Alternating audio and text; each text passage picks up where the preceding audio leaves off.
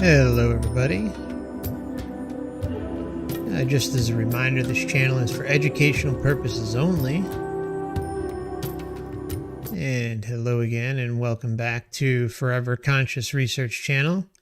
I hope you find yourselves doing well today on this Sunday. Good morning, good afternoon, good evening, whatever time of day you may be listening to this.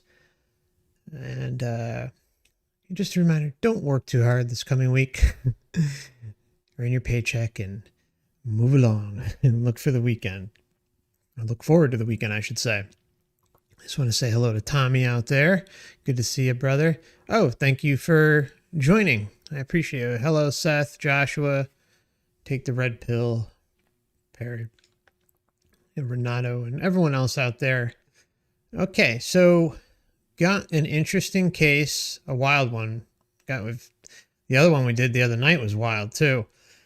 But this one is shows very, very clearly the life script in action. Okay, so Susanne is 12 years old at the time of the incident.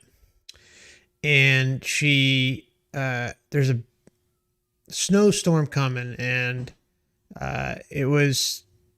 she even says it seemed to come out of nowhere when as they were going along. I kind of jumped ahead a little bit, but anyways, Mom says, you've got to wear this scarf and you've got to wear a certain way, which is extremely odd, right? I mean, you tell your child to put on a scarf, they're going to put it on. I mean, she's 12. It's not like she's 3 or 4. I mean, grew up in an area where there is snow. I mean, I don't know about you, but I grew up in a snowy area most of my life. And I knew how to put on a scarf at a pretty young age and didn't really need to be told how to put it on if my parents told me to, or if I was voluntarily doing it. So anyways, it's a really key thing to listen to when we go into the experience. Now, what happens is they go to this mountain, this ski mountain, and it's basically kind of like a private area that they're able to go in. And they get there, and the guy who is running the mountain and the lifts is shutting everything down. Everything's shutting down. And he gives the keys to the mother and says, oh, yeah, go ahead and, do your skiing, and then just leave the key wherever, or drop it off, something like that. So anyway, she gets on the lift. It's one of the pole lifts. So you stand usually, if it's what I'm thinking it is, but it could have been a chair. I don't remember. I think it's one of the pulleys. And her scarf gets stuck and basically hangs her. And she gets out of it. And, well, who, of course, shows up? But Jesus, deceased family members. I think the deceased sister shows up, and the deceased grandfather, and then the council. So yeah, I think it's the rope tow red pill, but I'm not 100% sure. It could have been a chairlift, but I'm pretty sure it was a rope tow. So yeah, buckle up. It's a wild one, and I hope you enjoy it. It presents the life script front and center. It's a perfect case. Okay. So this is the channel Grief to Growth. Thank you for providing this interview today. And feel free to check out his channel. He's got a mix of different types of interviews, but he's got some good NDEs and other things too. So, okay. So here we go. And there is going to be a moment in the very beginning that I'm going to skip ahead about 10 seconds because there's a thing that's said that, that isn't allowed on this where we are, at least on YouTube. And hello over to Odyssey and Rumble. Hey everybody, this is Brian back with another episode of Grief to Growth, and I've got a really exciting guest with me today. This is another near-death story, and I know you guys love those. And this is someone who I just heard pretty recently and said I had to get her on, so I asked her and she graciously agreed. So we just met for the first time a few minutes ago. Her name is Susanne Seymoure, and at the age of 12, she died by hanging from her scarf on a ski hill in a freak accident. She was left alone for 45 minutes. She encountered Jesus, angels, and a lot more. Now, she did keep her story a secret until pretty recently, and now she shares her childhood journey in a new book that's called My Secrets from Heaven, and hopes to add more love, comfort, and inspiration to others in the world.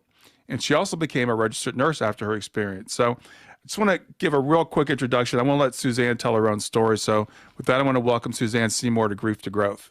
Oh, hi. Thank you very much. Pleasure to be here. Yeah, Susanne, it's really nice to meet you. I was telling you and I were talking. We got started just right away, and I was like, we got to start recording because we had a lot of good exchanges before we got started here. But I know that you had this experience when you were 12 years old, and you kept it a secret for a little while. So, tell me about the experience and what led up to it. Okay.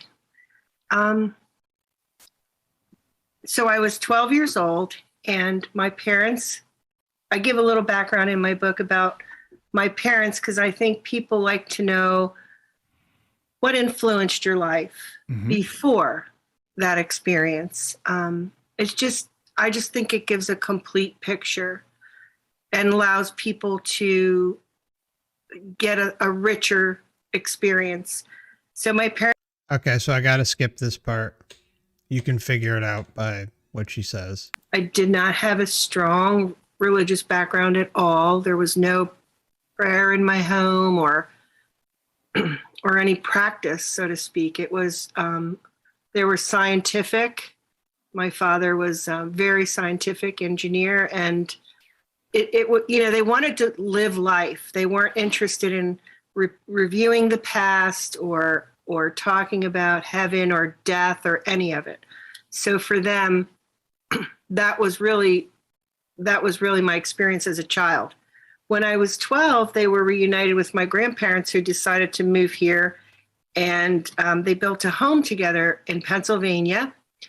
And one blizzard, so the story begins one blizzard day in the 70s, 1975.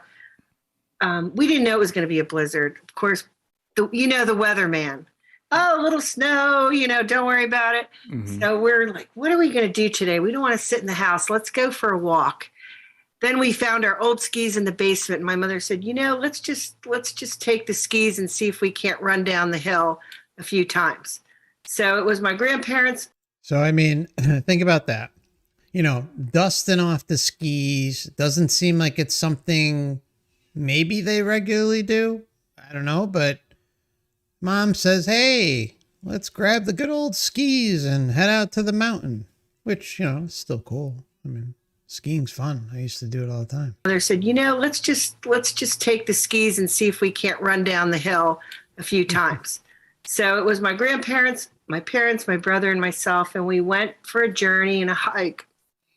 We wound up getting into this blizzard just came out of nowhere. The snowflakes were, but we did make it to the hill.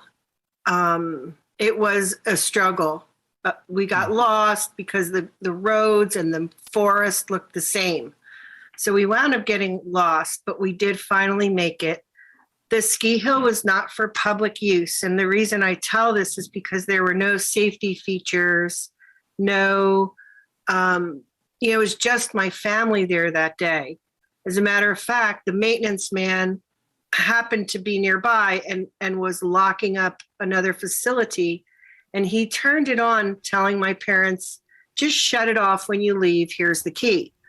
I mean, seriously, think about how it's lined up. Okay, Susanne, let's dust off the skis. Okay, they go to the mountain and the maintenance guy is shutting things down and says, oh, here's the keys. Make yourself at home. Really? And was locking up another facility. And he turned it on, telling my parents, just shut it off when you leave. Here's the key. So this big machine was in a booth that pulled this rope for the ski hill. So my brother and I, not being regular skiers, we had, a couple pair of used skis, decided to get in a few runs since we walked all that way. And my parents and my grandparents stayed at the bottom of the hill. So I'm setting the scene. And God, just like it's a script. And this was just a freak accident. No, it wasn't. The rope spins spiral. And so it pulled extra hard because this wasn't a rope that a ski lift that was regulated. You know, it was just a local community. It was a large lift, but it wasn't the typical. Anyway, we looked at the booth before we started because my grandfather, my father, they're all engineers, and they wanted to take a look at it. And we noticed there was a little square cutout, probably the size of your computer screen. And it went into this shack, and the rope went in, and then it came out up high again out of the same size. Okay. Inside was this giant pulley. Okay. Well, on my way up, I grabbed a hold of the rope the best I knew how. I didn't have any skiing lessons or, you know, any instructor. So I grabbed it, and my scarf entangled in the rope. Oh. And as it twisted, I thought I can get out of this, you know. And I was a very I had a lot of inner strength. I wasn't a fearful person. I'm like, I can get out of this. So I started to work on it. Really quickly, I realized, wow, that hole's coming up ahead. I have a few seconds here. I better. And it got tighter and tighter, and my head hit into all the ski poles on the way up, and it became a very violent hanging. And so I hung the whole way up the ski lift. And at the end, can you imagine that? Up the ski lift. And at the end, 12 years old, I thought, well, my head's either going to go in that, it has to go in that square, and I'll either be decapitated or it'll be crushed. And I knew there wasn't a way out at that point. A few minutes later, or seconds or moments, I wake up, or I was awake. I don't know. I went from seeing that entranceway, and then I remember the next thing I saw was looking over towards the woods, and I saw this beautiful, beautiful being walking towards me with beautiful light. And on a gray day with lots of snow, you really notice this light. And it just was warm. And I remember being very cold, and then all of a sudden now I'm warm. And there's just this. And this is something you see sometimes with like frostbite victims who have NDEs, or those who kind of go into hypothermic shock. This is something you can see occurring where they all of a sudden get warm, and it also goes to someone will be going through hypothermia, and all of a sudden, you know, and it'll be freezing out, obviously, and they'll take off their clothes or something, and then rescuers will find them later dead, naked, or without, you know, barely any clothes on, because there's some sort of weird thing that goes on there. And then of course you could have this entity interference too, but you know, who knows? Cold, and then all of a sudden now I'm warm, and there's just this radiance of it. It's just everything, love and beauty, and it's coming towards me. And I thought, that's my dad. My dad is coming to get me, because I love my dad. So he was coming towards me, and he's going to rescue me. And I was looking, and then I realized that's not my dad, because as he kneeled towards me, he let me know who he was. And I hadn't seen, you know, pictures, or, you know, we didn't talk about angels. It wasn't part of my growing up. And he let me know that he was Jesus. Now, I just want to say this. It seems, I mean, I you know, this is Suzanne's story, but I find it interesting that she says that she first thought it was her dad. And it took kind of her getting closer or what have you until, he leans over and says, "Hey, I'm Jesus." But, maybe her first gut instinct was right, and the Matrix was saying, "Hey, okay, we're going to use Jesus instead." The other thing is I think even though we do see customization of everyone's experience, and we most certainly see it later on, she clearly talks earlier about how there wasn't this religious programming in her home. There's more scientific based household. So, you could obviously have Jesus is just something like a popular entity out there that is well known, and she was aware of it. See, this is when I would love to talk to someone like Susanne, because I think it's important to get further details about her surroundings growing up. But I find it very, very interesting that she grew up in a scientific household, not religious, and yet saw Jesus. But when she's first talking, she's saying, "Oh, I thought it was my dad." So maybe this was kind of like an attempt at a religious hook for her as well, because she was so young at 12. And, the childhood NDEs are usually very, very different in terms of what they can see, what they can experience, because their life experience to a certain point, depending on their age, is somewhat limited. So make of that what you will, but I find it really fascinating. I think it's something to really think about here, is the fact that her first kind of perception of who she saw was her father. And then it's like, oh, things cleared up.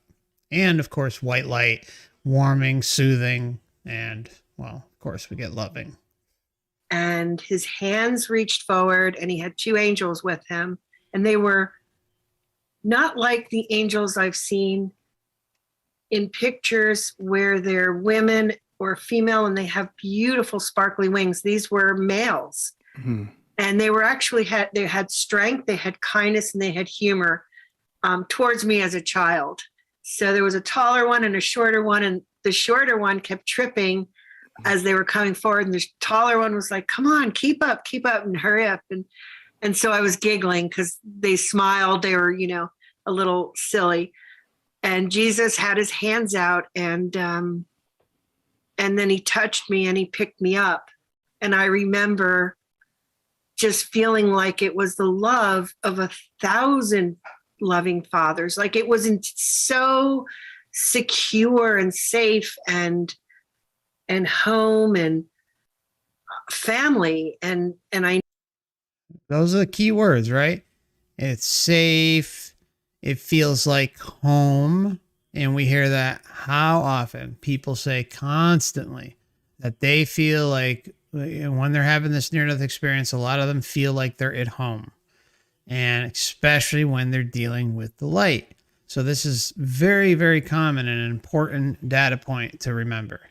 Safe and home and family. And I knew that he told me everything, just communicating with his eyes and his hands. And it was almost, it is telepathic, or whatever word we want to use. It's hard to find a word for what we don't have here. But he communicated everything about himself to me. And I understood that he knew everything about me in a moment. There you go. I understood that he understood everything about me in a moment. And this is where the problem is, okay? Not going to go crazy too long, but, we come here under the veil of forgetfulness, lifetime after lifetime, not knowing where we came from while we were here, where we are going. And the biggest tool that they have available to them, the matrix parasitical system, let's say, they have the memory wipe. And that is the problem. And then so we come down here, and every single second of every single day, of every single year is recorded. And they take this information and process it against us so that we're tricked into continually reincarnating. So, here's another entity that knows everything about her, everything. So isn't that a little unfair? She is kind of already giving this being credence, just came out of the human experience, is interacting with an entity who knows everything about her, but trust me, she doesn't know everything about it. Everything. He could hear my heart, my thoughts, my worries, my pain, everything he knew. So it was a extraordinary, unforgettable experience that I've carried from 12 years old all my life. And, people who might wonder, is it a dream? Is it, lack of whatever they might think.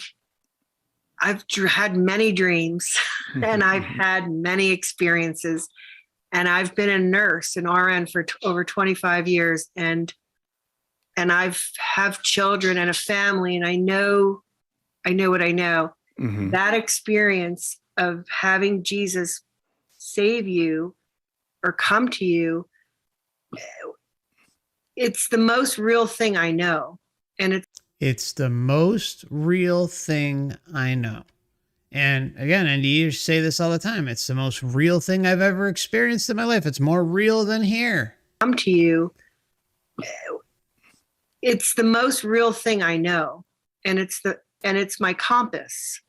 It's my inner compass. And that's not saying I always follow it, because we do have free will. Yeah. And I'm not a saint in that way, but I have that compass where every once in a while I'll look up and check in and go, oh, I know I'm going the wrong way, but but that love,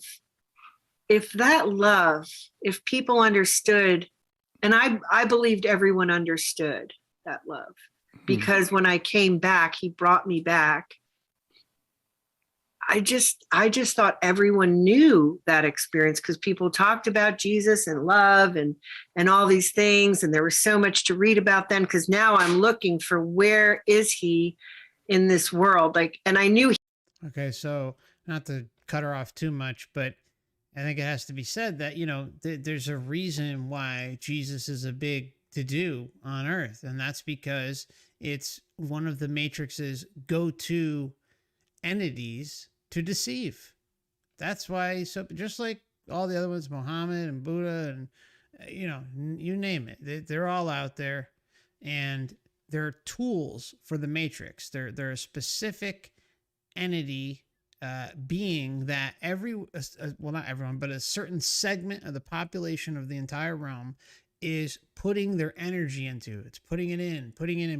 So what does that do? It even builds that lore, that entity, that power even further by us giving it power and believing in it, and pray to Jesus, pray to God, and on and on and on. It builds, we help build up that power, because, we consume it, we share it, we spread it, and then it goes further and further into the, let's just say, the collective unconscious, and the AI entity, known as Jesus or whatever, has tremendous power as a result of us feeding it through our creative being abilities. I'm looking for, where is he in this world? And I knew he was here, but I wanted to find him in his house and churches and places of worship, and where Jesus I wanted to be part of it. And so as I grew up, I realized more and more the lack of, for so many, and it always made me sad for them, because I thought, if anyone ever knew how much you're loved, you would never feel alone. You would never, ever feel alone. And that's another thing we hear NDEers say constantly. If you only knew how much you were loved, if you only knew how much God or Jesus or whoever cared about you, you'd fall out of your chair. Well, if that's the case, then why is this allowed to continue? Why is such a high level of deception allowed at all? If there's all this love, and what crackpot thought of creating this human body and this realm and all of the flaws that come with the human experience that cause suffering and atrocities and all sorts of things? If it's all loving, as it claims, if everything's about love and learning and growth and blah, blah, blah, well, someone fell asleep at the switch, and I want nothing to do with it. If you're loved, you would never feel alone. You would never, ever feel alone. So, yeah, the skiing accident brought me insights to heaven, insights to my life here. And it led me to choose to become an RN. He didn't tell me to be a nurse. He didn't, beat his chest and point his finger and say, this is what you're going to do. When I had my experience with Jesus, I realized how much our free will is honored. He's not a controlling God. He loves what we think and what we feel and what we do. And he gets excited by it when we share. Not controlling. Gets excited when we share. I bet it gets excited when we share it, because again, we feed the energy. We give it power that it doesn't deserve. God is not all it's cracked up to be. Heck, there may not even be one. Maybe we're just all, always have been. I don't know. And if there is some source creator, maybe it's got some better things to do. And I'm sure as hell not convinced that it's all that worried about Earth, because it's clearly proven that already. And he gets happy for us when we follow our own inner guidance along with him. So I knew we had this tremendous free will, and they support it. Mm-hmm. They're very supportive. So there is a bigger picture I understood as well. And that helped me understand the why. People ask why, but why is a tough question, because it's such a big picture and there's so many components that are always moving along with our free will and along with heaven's plans. So heaven's has plans. I'm sorry to interrupt again, but heaven has plans, but yet we come here under the veil of forgetfulness and we have free will. Yes, we do have free will. It's ironic to say this, but it's limited free will within the body, but it's a raging deception that we're dealing with, and we all deserve better and to think bigger. We have to think bigger. And along with heaven's plans, that it probably would take a telepathic communication to get that information downloaded quickly. Where's it at? And Where's time here is very short. So I don't know that we can figure out all the whys while we're here. Yeah. But I did. It's because it's not meant to, the whys aren't meant to be figured out. That is the biggest secret of all, with the exception of obviously it being a soul trap. But the reason why everything's inverted and confused and why we can't find out the whys is because it's all designed that way. It's meant to divide and conquer and confuse, and just, to the point where people just throw their hands up in the air and they just say, okay, let me pick a religion, or let me go with this, or let me go with that. And they just settle. There isn't this big push for thinking. People got jobs, people got families, they got children, they have things that they got to do, and they're working how many hours per week just to put food on the table and pay the rent. Then not everyone has time to dig through as much or as much dedication, but there are many of us that do. So it's set up in a perfect way where asking the big questions always is met with roadblocks and deception and inversion. And at some point, there just becomes this settling for something that shouldn't be. And that's all because of the matrix. The matrix is providing the options that are part of the settling. I don't know that we can figure out all the whys while we're here. Yeah. But I did see angels. I did see Jesus. I experienced councils that I knew there was like a hierarchy and a government that had specific roles. It wasn't people flying around or sleeping, just resting in lounge chairs.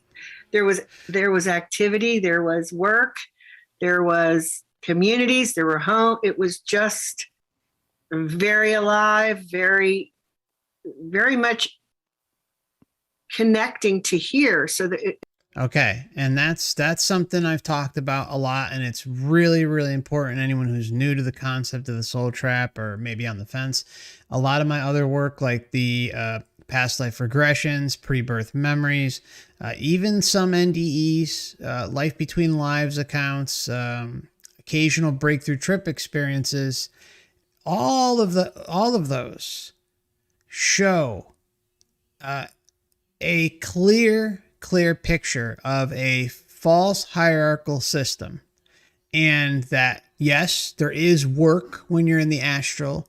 There are soul classes, soul group classes, and there's all this other stuff. And then what they do is they make it look familiar. And what's she doing here? She's confirming everything that I've talked about before. And that's important because the continuity of familiarity is crucial part of all of this, because what happens is when we come down here, we get familiar with all these surroundings. We understand from a human perception what, an ancient type building is, or whatever the case may be. Grass, meadows, running water, oceans, beach, you pick it. All right. So we have that perception already pre-baked into us because we've seen it, we've experienced it, or we've heard about it. And then when we cross over, the scenery looks familiar. And the reason it looks familiar is because it's supposed to make you feel comfortable and more susceptible. It streamlines everything between both worlds. And so then it's a little bit harder to question because it's something familiar, but they also have the memory wipe. So it's wild stuff, but make no doubt about it. The astral realms linked to Earth and the overall matrix system are familiar to us for a reason. And that's to keep us in the pits of deception and not ask questions and conveniently be memory wiped along the way. Sorry about that, but it has to be said. That's a really, really important thing to remember. It wasn't a big difference. It was just this love and this understanding and lack of judgment and the clarity. Things just can get done so much easier than here. I have a lot of struggle here with trying to say what I want to say after having people understand without you really even talking. So anyway, yeah. Well, I want to ask you a few questions. I understand there was something that preceded this event with you actually even putting the scarf on. So tell me about that. There was a little bit of a conflict there. Yeah. Now, see, that is an excellent question. I tip my hat to, I'm sorry, I don't remember his name, but really, really awesome question. You're going to see why, because she's going to be confronted on this. So tell me about that. There was a little bit of a conflict there. Yes. So that when I first wrote my story, I almost called it the entangled scarf, because when we were leaving the house with our skis going for our hike, my mother said, put a scarf on, it's cold outside. So I put a scarf on and I tied it with one loop and swoop. And then she looked over and said, tie it again. So I thought, you mean make it into a knot? She said, tie it one more time so it stays, so it's warm. And she came over and tied it and had it bunched up around my neck. And I remember thinking, I never really had a big confrontation with my mother. She was authoritative. Mm-hmm. And back talk and all that just didn't go in my house. So my mother said it, you did it, or there was going to be, conflict. Mm-hmm. So I did it, but I looked at her and I said, I don't understand why. I just didn't want that. She knows. She knows. This is a key moment. She subconsciously knows this is part of her life script. So again, it's everything stacking on top of each other and why this is so important. So at her and I said, I don't understand why. I just didn't want that. So we had this argument. She said, keep it tied. I said, I will not. And I untied it. And this went back and forth and everyone's watching in my family. And I describe it like, did you ever just get such a strong feeling that you don't want to go somewhere, you don't want to be somewhere, you don't want to wear something or do something, but you don't know why? I mean, how many clues can she drop?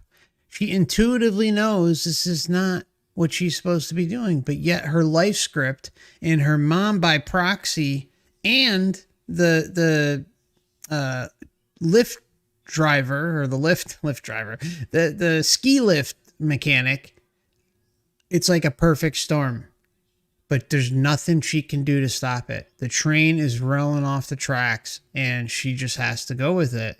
Remember, she's 12 years old. And this goes to another thing. If you're a young child, you don't have much say in things. Yeah, you have free will, but what are you going to do? Hey, screw you, Mom. I'm not taking off the scarf. I'm not going to go have fun and go skiing, and and then she's domineering. And just the whole thing, it's the perfect setup. And Susanne is being muscled into playing this thing out the way it was intended before in her pre-birth planning.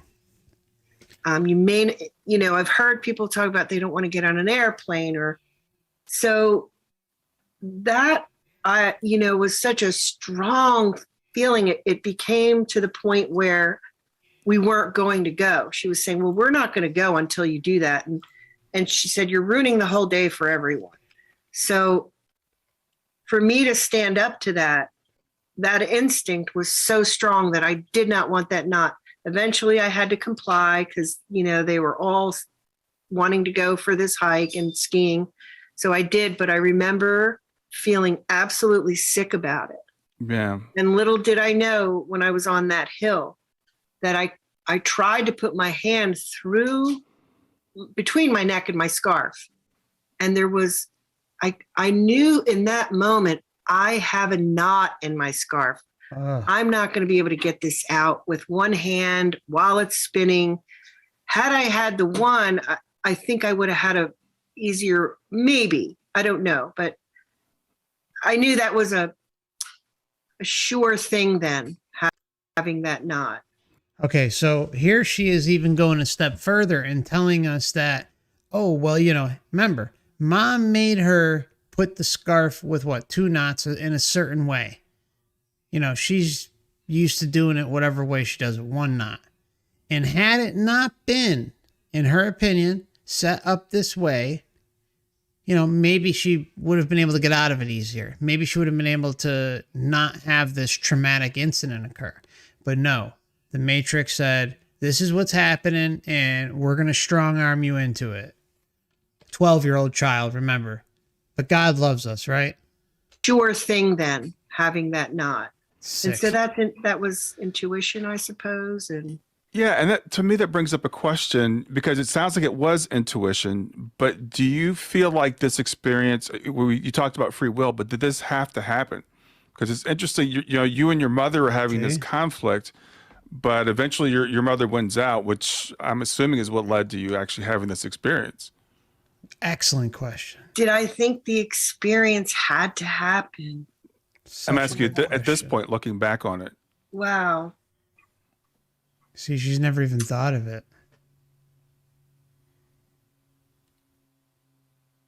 I don't think so. Okay. I don't think so. I think I think I got a warning. And I think whether it's angels or your guidance, something was warning me, but I didn't have the understanding or education to understand how to overcome what someone else was projecting towards me. Yeah. Well, that's a free will thing, I guess, right? So Right. you had free will. Yeah. Remember, she said what? She didn't understand. How to, but I didn't have the understanding or education to understand how to overcome what someone else was projecting towards me. Yeah. I mean, she spells it out. She's doubtful. The host asks the perfect question. That is totally a question I'd ask. And she stews on it. You can tell she's never thought of it before. But then, again, in the same breath saying, oh, I don't think so. But, it was still out of my control. You're younger. You're more vulnerable. It's your parents, your mother. I mean, really, this is all the signs of a massive life script and incredible. Well, that's a free will thing, I guess, right? So right. you had free will. Yeah. I wouldn't have done it on my own. But when someone else is overpowering you, yeah, they can't stop. I don't know if that can be stopped, but I don't think it had to happen. But I am. Yeah, that's a great question.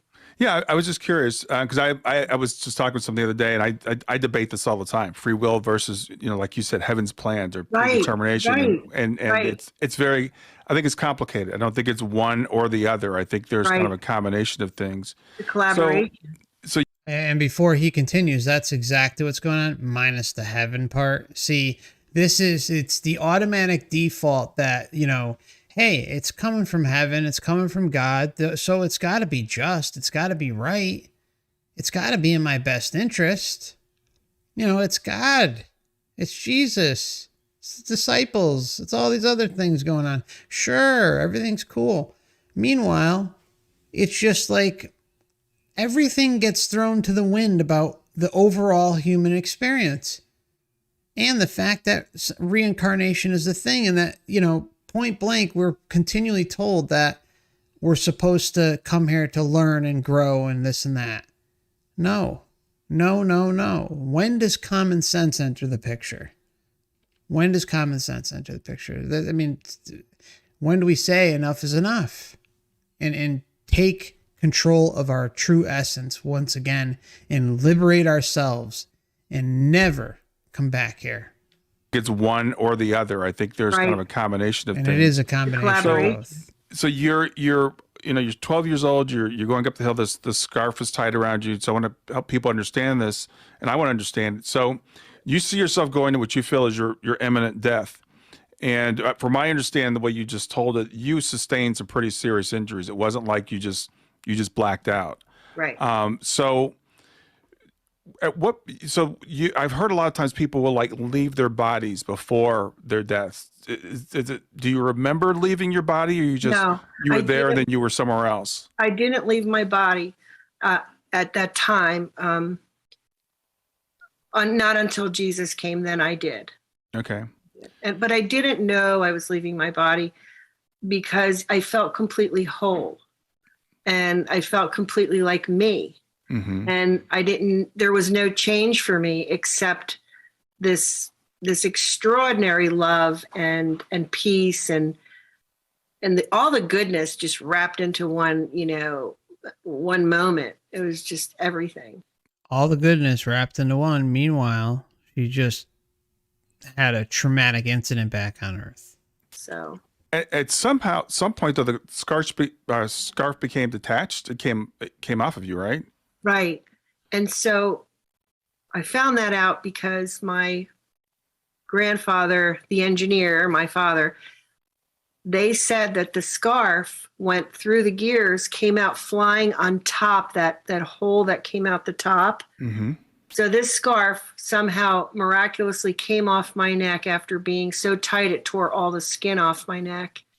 And Oh, and it flew. It Jesus. went through these gears, which would have torn it to shreds, and then it came out on top, and it flew perfectly straight and perpendicular with no tears in it anywhere. It was like no one had ever worn it.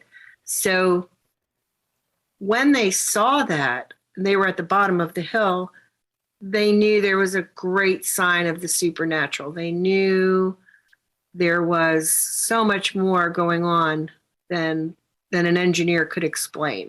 Yeah. Yeah. So, yeah. So the Matrix stepped in and healed her. That's what happened here. No one should have survived something like this, but yet she did. Skin torn off her neck and everything. Yeah. Yeah. So you find yourself after you're looking at your imminent death, and then you find yourself lying there, and Jesus comes to you. So at this point, you felt like you were still in your body, I assume, and you saw Jesus, and you see the angels, but then they took you to somewhere, right? After you saw them, right. So when they came and they approached, and I didn't know that they were angels. I didn't know what they were. They looked like they had some armor and boots, and they had these big wings that definitely they looked heavy and soft at the same time, but they looked like they were on a mission. And so they took me, Jesus carried me, and they were alongside, and we flew, because I remember hearing this. I felt this complete peace and comfort. I remember feeling like I was in a state of almost so much bliss. And then I heard this shrill of a scream, and it almost snapped me out of it. And I looked down, and that's when I saw my mother running like a chicken with her head cut off, just running at the bottom of the hill. Okay. Why I stopped it here is because it's a really important moment, right? What do we see all the time? Like, someone goes through a near-death experience, and the Matrix or the entities that are involved with the deceiving, the AI system, whatever you want to call it, is trying to direct them back on Earth, especially if they don't want to go back. Now, you're going to hear her describe, obviously, her point of view about coming back, but it has to also be said that there is memory wipe components in near-death experiences. It happens regularly.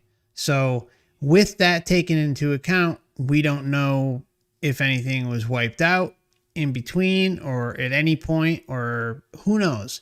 But the point is she is being distracted to look at her mother on Earth, who's grieving and sad and crying because she may lose her other daughter, because she just lost her previous daughter, who you'll be introduced to briefly. Down. And that's when I saw my mother running like a chicken with her head cut off, just running at the bottom of the hill. I saw my grandfather kneeling by this tree, and my grandmother behind him. And they believed I died because there was no other option. And so I could see them in my mother's pink coat. And I knew that because later we spoke, and they knew that. They just knew, because how would I know that? There's no way you can visually see that from the top of where I was. So we flew, and he took me to, it was a quick flight. We were there, landed safe. I sat on his lap under this big tree that, later in life, I read things and I go, oh, was that tree? So for me, it's all reverse learning. Things I saw, now when I see things, I go, oh, that's what that was. And that's been over my lifetime. So it's always really magical. And I remember seeing that tree, and that tree had wisdom. It was so wise. And I say that because I remember it looked, well, I've seen pictures in California where the trees are so big you can walk inside. Have it was almost like that, and it had And then I remember, so I have to piece it together to make it relatable to things I've seen here. Like I've seen things here where, like I watched Harry Potter and they had a sorting hat and it could tell which one. So this tree had that ability to decide if someone was, and what it was deciding was your truth. Are you being open and truthful or because they know everything about you, but people still try to say, no, I didn't do that, or no, that wasn't me. And I watched, because we sat there and I remember thinking there was I don't think I wrote this in the book, but I think there was someone, I felt like he might have been a thief or something, but he was traveling through and they didn't let him, something happened. He went down somewhere and I didn't see fire or anything like that, but he wasn't going farther than the tree in that moment. Maybe later, maybe someone else approached, I don't know, but it was wisdom. So the only thing I've ever read was that there's, the tree of knowledge. So I thought, well, and it was very much, had ability to do that, but I didn't actually write about that. And remember, the tree and all these other entities within the matrix system that are part of the control structure and the AI can read through all of our memories, everything. So yeah, like she says, it knows, you can't lie to it. Yeah, well, easy for them, right? If they have access to every single second of every single minute of every single day, well, it's sure as hell going to be easy. And they use that as a manipulation tool. Yeah. So, so you fly with Jesus and the angels and you come to this other place. And then I understand you then encountered some more beings. Yeah. So when we got there, because I said I have to go back, once I saw my mother screaming at the bottom of the hill, it was like I snapped into a different state of mind. And I said, I have to go back. My mother will never make it without me. She cannot survive. She will not make it. And I said, look at her. Look at that. She was just a mess running around. So, and I was, after the war and everything, I knew what it meant. My mother always told me that, what a blessing and what I was, because she never could have kids. It was just a whole thing. So I saw this panic. So I asked them, and they weren't prepared for that. I felt like they were like, really, are you sure? And so when I got there, a council came and I was sitting on Jesus' lap and we were having, a nice visit. And this council came, and I call it a council now. When I was a child, I just thought it was people, beings. They got together and they huddled, they talked, but they all had the same kind of like a cloak. And so they were official. And then I realized that they couldn't, they were miffed by it. They were just miffed. They're like, really? Does she really want to go back? Is that possible? Would that be okay? There was a lot of discussion. Okay, now I have to interrupt it here because it's another important moment. Now, mind you, what happened just before this? So she was going, she was diverted to look down and look at mom, and mom is crying and suffering, running like a chicken with her head cut off. And then fast forward a little bit more, and all of a sudden she's meeting with the council. But remember, she's already said, look at her, look at her. She needs me. She's not going to make it through this. She's not going to live. And well, now the council plays its little games like, oh, what are we going to do with her? We can't, how can we send her back? And blah, blah, it's this whole game. You can see this in other NDEs too. There is not many, but there are NDEs where people admit that they wanted to come back for whatever reason. And then of course there are the other NDEs where they are presented with a very similar situation where they're told, hey, look over here, look at this carrot, and then all of a sudden they're given a real-time movie of their family or friends or someone who they relate with, so that they are throwing their intention in a certain way. So in this case, she's already made up her mind. She's already made up her mind. She has to go back because of her mom. And well, roll out the council, and they put on this big show. Like, oh, well, what are we going to do with her? You know, this type of thing. It's like, come on, really? It's all smoke and mirrors. It's all meant to give this false perception that she has a choice here, when she does, but she shouldn't be even in there in the first place. And that's what I like to talk about regularly too. We shouldn't even be involving ourselves with these beings. We shouldn't be anywhere near this situation, because they basically have complete and utter control once you fall into the grips of the love bomb and the memory wipe. Okay. There was a lot of discussion. And I knew in that time that I talked about free will, I knew in that time that they were seriously considering what my heart was communicating. Mm-hmm. And they didn't ignore it. And they didn't ignore me. And they didn't make me feel like they're the all powerful and I'm nobody.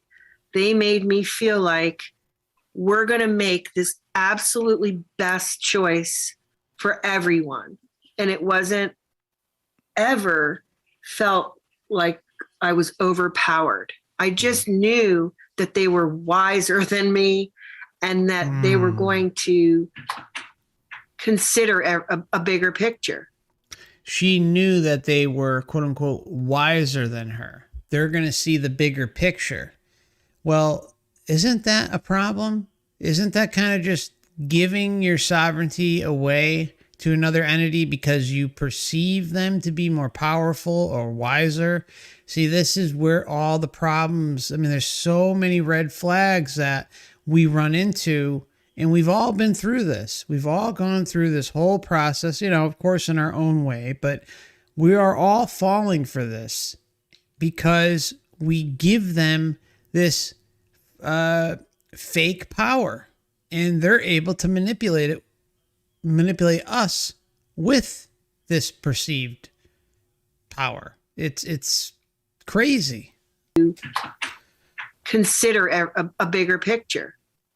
So they had limits. And I realized this when I became a nurse. We have a scope of practice, and we do everything we possibly can to save someone's life. But within our scope of practice, then we might have to call in, you know, another team or a specialist or, you know, other people. Mm-hmm. So that's how it felt. So they reached their limit with me. And I smile because, you know, I guess I was the problem child, but then came another council, and I thought, oh boy, like, who are these? Where, you know, and they just came from different towns. So it was almost like community leaders. I don't know. I think here we try to emulate government in some way, sometimes like heaven. Now, see, I mean, that is a perfect comparison, right? You know, we try to emulate it. Well, why do we emulate it? Because it's all part of the show. It's all part of the continuity of familiarity. I mean, it's the perfect setup. I mean, they've really thought of everything. So, yeah, it's amazing once you're able to see it in action, right? Just want to give a big thank you to Tom S. for the very kind super chat. FC, I can't thank you enough for this work. Thank you, Tom. You've always been so kind and generous. I appreciate you, brother. Okay, so what we're going to do is just take a 5-minute break, and I will be right back. Just got to go refill my water, and much more to come. So hang in there with me for a few minutes. You don't want to miss the rest, and I'll see you soon. Much love.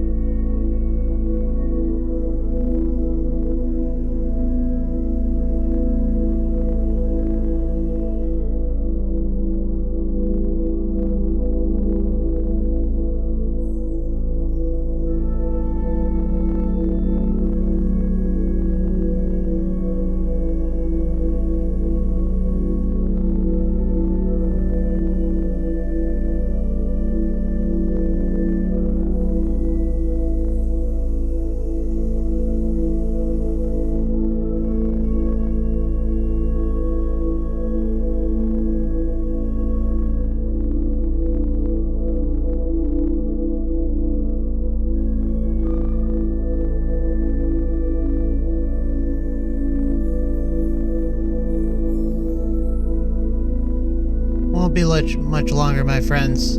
Just less than probably 30, 40 seconds. Thank you.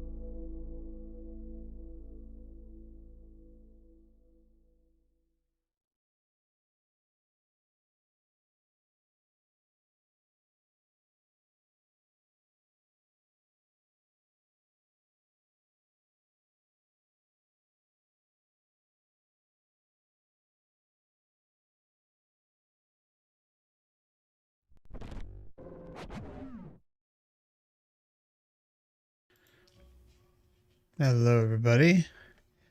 Thank you for your patience. I appreciate that. Okay, so we are going to move along.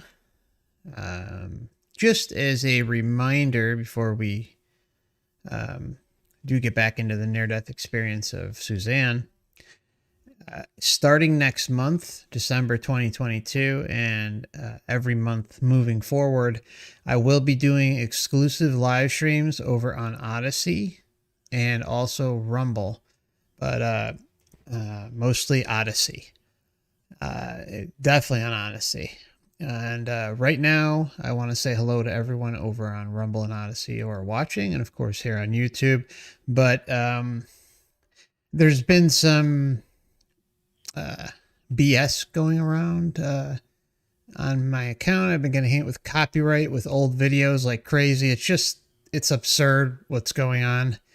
And can't help but wonder if there is a reason for it. So if you'd like to join me on Odyssey, there is a link in the description available. And there's also a link to the Rumble account. But I will be spending at least one dedicated stream a month over on Odyssey, and it won't be here on YouTube. So if you'd like to join me over there for that stream at least once a month, feel free to sign up for an Odyssey account if you'd like. So, all right, let's move along. Okey-doke. Just trying to get to the screen here. Oh, and as a reminder, this channel is for educational purposes only. Here we go. So they had their people who were, in charge of this particular issue. Mm-hmm. And they came, and now there were more, and they had different colored cloaks.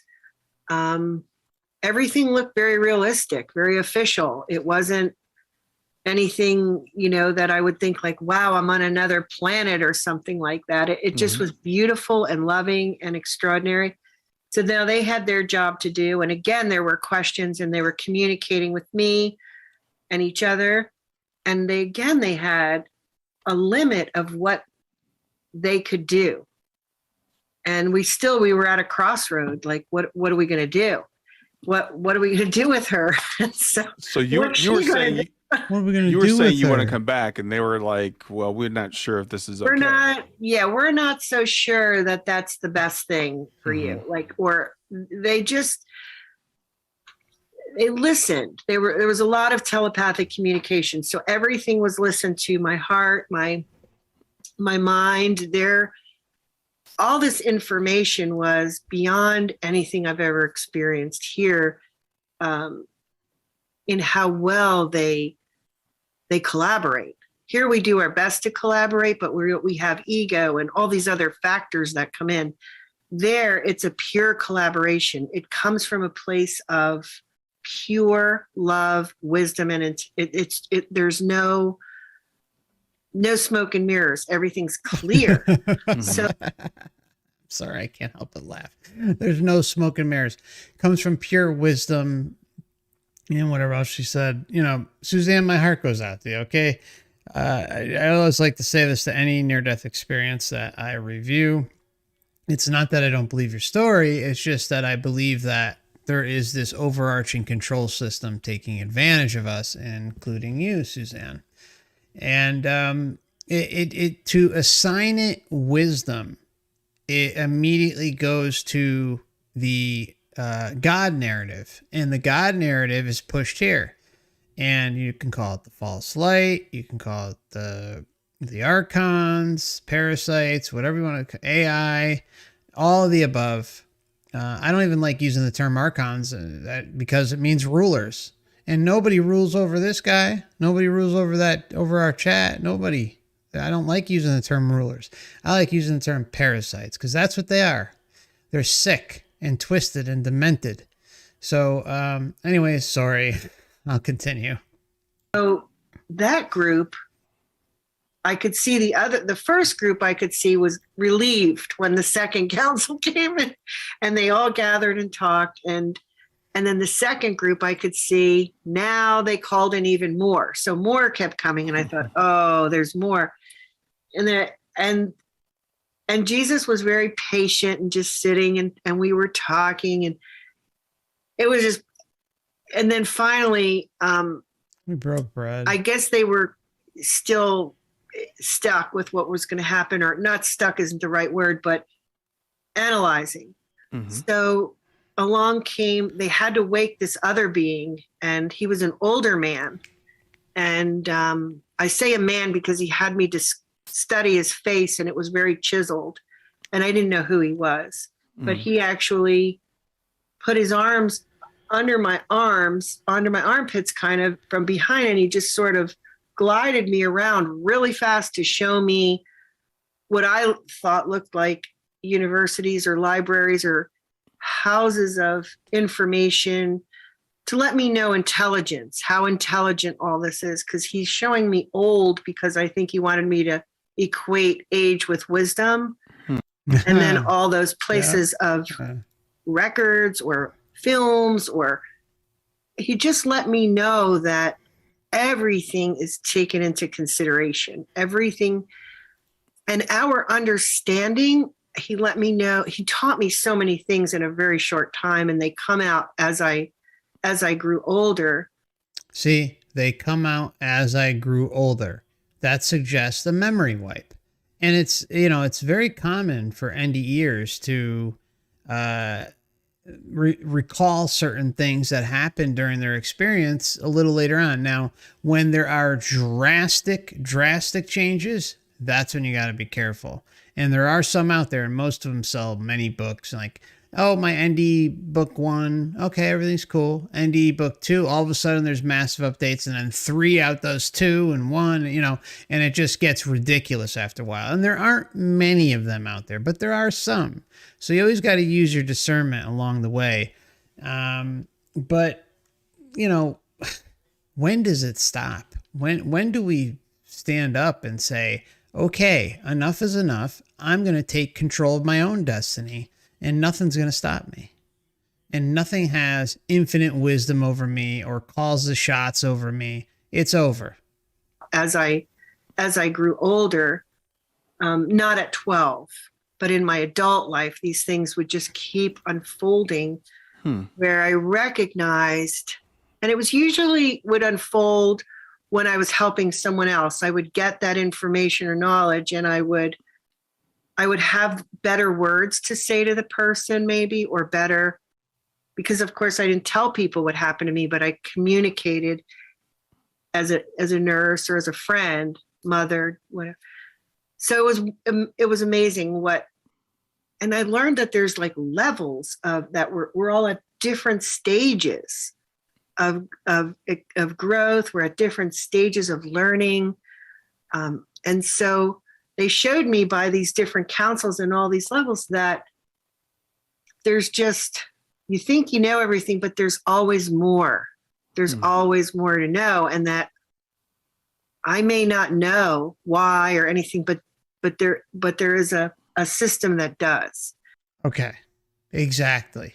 This is the problem. It's a false perception that the system is better than you. It's more wiser than you. It has control over you, and that you're on different levels. What is different levels? A pyramid scheme. That's what we're in the living definition of a pyramid scheme. And it's finally time to reclaim our true essence and break free of the chains that is the earth and overall parasitic matrix that is linked to here. Enough, and in the whole levels thing, I really got to just branch off of that a little bit. That kind of goes back to some of the other research I presented on the channel and dug through, is that yes, the different levels, the different color coding for a being is real. We've seen it in Michael Newton's past life regression, seen it in other past life regression work. I've gone over Journey of Souls and Destiny of Souls. If you're interested in learning more about that and how that plays a role, you can find that out on the homepage. There are playlists for both. So I do suggest watching Journey of Souls first and then Destiny of Souls. It doesn't require a visual thing. It's a commentary of an audiobook. But in those regression cases, you see how what she's saying is true. So we have yet again further confirmation from an experiencer that doesn't even have anything to do with past life regressions or life between lives. So the two are confirming each other. And plus there's many other cases that do this too. Not necessarily just NDEs, but past life regression accounts, casework shows that this is a thing. And so what does it do? It what do? You bump up a color or a level, so to say, and then, you get a little extra BS to work with. They throw you a bone here because they don't want you to keep questioning things. And then the pyramid scheme keeps working. You reincarnate, you get memory wiped, reincarnate, memory wiped. Oh, the applause. Oh, the welcome wagon comes out, gives you a big cheer. And then, maybe you get a promotion or something and you come back down and do all the same bullshit all over again. Seriously. These things hold zero power over you or I. Zero. All they have are smoke and mirrors and deception and illusions. That's all they have. They're powerless without us feeding it and acknowledging it. And that it will perfectly fit to what's best for me and for you and for everyone. It does the absolute best with what's happened. And sometimes it is from our free will. And they're trying to heal it, put it back together, fix it, move it along. It's a work in progress. So it was really interesting. As a child, it just didn't all come through in one. When I brought it here, I didn't really need all that right away. But as I grew up, it would all come through. Wow. Yeah. So it does. It still does. So they wake up the older, wiser person, and is that who you finally convinced to let you come back? No. I didn't feel like I had, and I didn't feel like I had to convince them. I felt like when they knew, and I trusted them completely. That they. When you really trust someone, you just know they're going to make the right decision. They're going to work with you. They're going to work with you. They're not trying to. So he was. And that's their job. That's what they do. Their job is to make you feel comfortable, it's supposed to, what they portray is supposed to give out legitimacy to their false power. But as long as you're interacting and messing with them, they'll take you for a ride. And they'll play all sorts of mind games with you and false expectations and on and on and on. You know the drill. No, they're going to make the right decision. They're going to work with you. They're going to work with you. They're not trying to. So he was, nobody wanted to wake him. He was pretty grouchy and serious. And he was more of a heavy, he was heavy. He was like, don't bother me unless you really know. Don't come to me unless you really have to. Like he's very specific in his role. And I thought, oh, great, you know. And so he, yeah. And so later in life, I was out somewhere and I was an adult, and I remember hearing a name, and I was actually watching the Olympics with friends, and it was a couple of years back, and I hear this name, and I said, that's him. And I couldn't share it because I hadn't explained all this to my friends. I said, how do you spell that? How do you spell that? So they said this name, and why would we be talking about that in the Olympics? I don't remember. It just was random. And so they said Melchizedek, and I didn't know how to spell that, or who is that. So anyway, there's very little written, but from what I experienced there, that's who that was. So you have the synchronicity happening later on in life, which furthers the life script, and it confirms, between both worlds. How convenient. So, so you said sounds like it was a collaborative thing. We're trying to figure out what's the best thing for Susanne and for everybody. And everyone.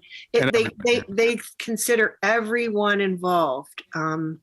They really do. And even back probably to your ancestors, because they have the records of everything, and we're all connected. And I really knew that we have families, and we love each other, but we're not designed to be ripped apart, never to see each other again. That would not be the point of anything.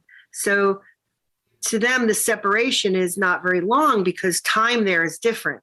So the separation there is quick.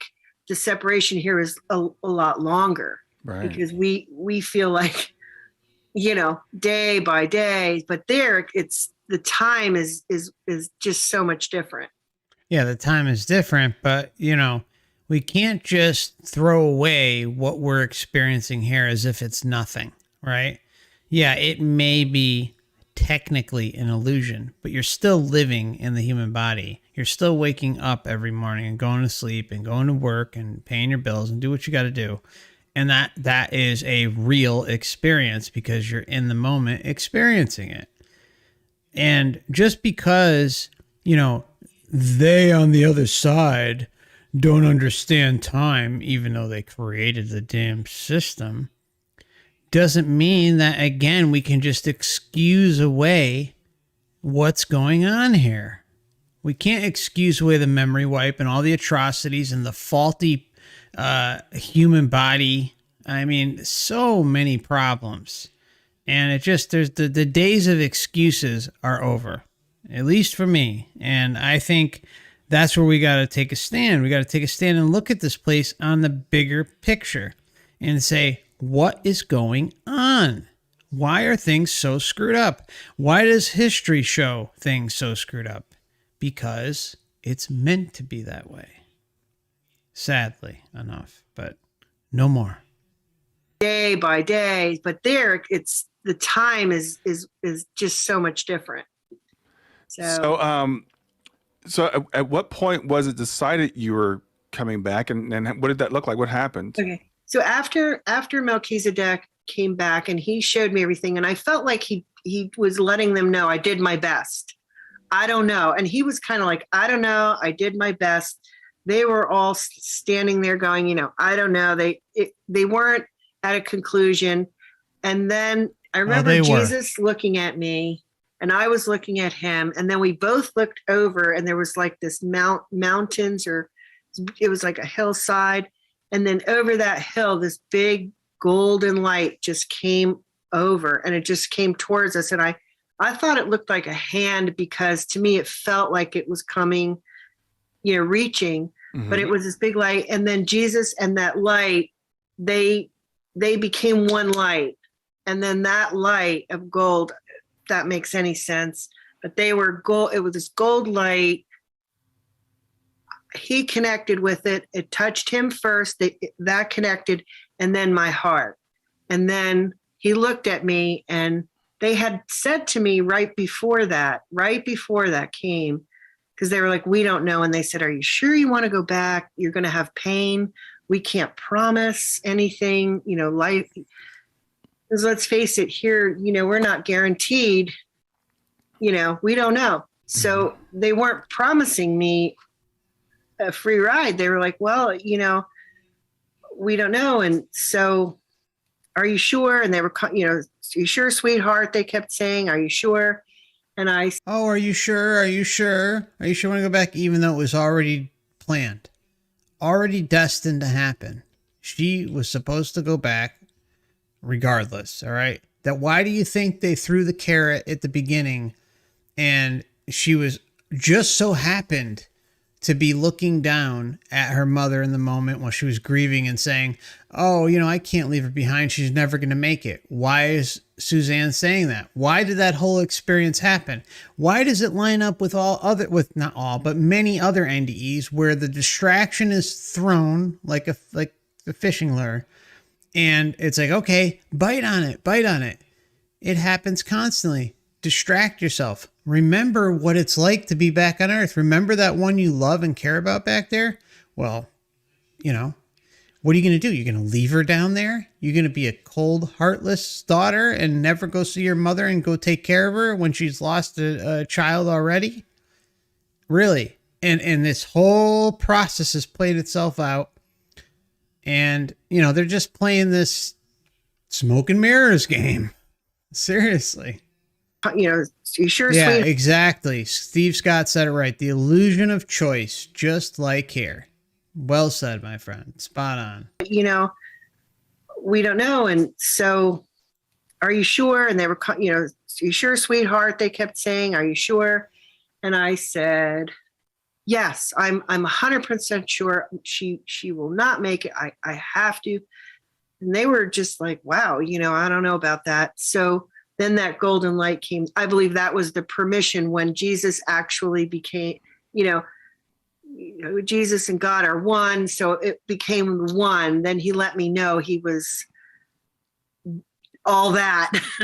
So I knew right away, but then I was like, whoa. Okay. So that's the ultimate, the one, that's it. And so that was the God light, like that was God, Jesus, all combined. It just boom. And then there was a smile and he let me know everything would be all right. And he would stay with me.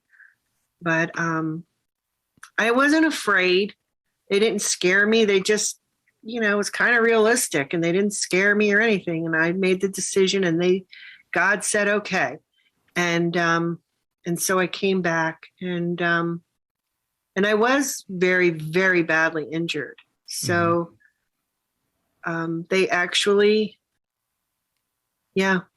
So you at that point, did you fly back down or did you just find yourself back in your body? No, he actually carried me back. Okay. And so when people say they separated from their body, I still felt like I had a body because he was like holding me like you'd hold your child and carried me back.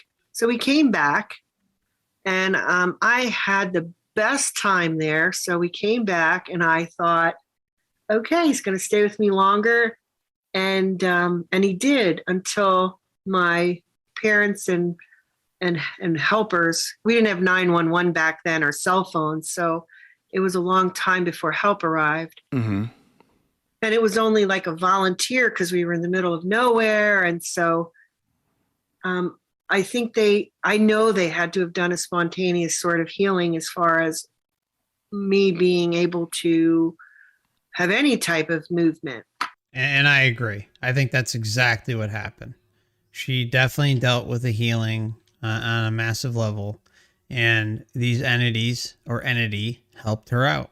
Being able to have any type of movement because I had broken my neck and I had many, many injuries. And I had I was really, really mangled.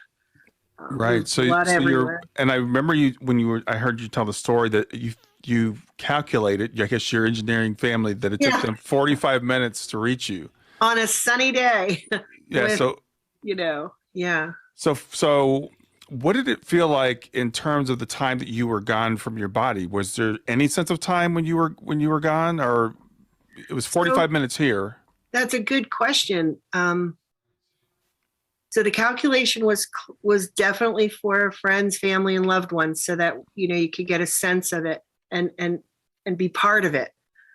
The time for me felt, sometimes it feels like a moment, and sometimes it feels like years. I mean, I couldn't even put it all together, because the ability to express and communicate and see everything, and the knowledge and the language, imagine if like we just looked at each other and I knew everything about you and you knew everything about me, and you completely trusted me. We had no hidden agenda, no anything. and the ability to communicate with your eyes was extraordinary. So they have time for that. Time just flies by. It just flew by, and you do so much more. Here we take forever to get something done. And it's hurry up and wait, and we work really fast, and we work overtime and double time, but they get it done. Yeah. And they get it done. And you notice how she is still putting them up on a pedestal above her. And that's exactly what the system wants. It wants us to give up our sovereignty, give up our true essence, and buy into the illusion that is this matrix system. It shows us over and over and over again. And we can, just on my channel alone, there's hundreds of examples, hundreds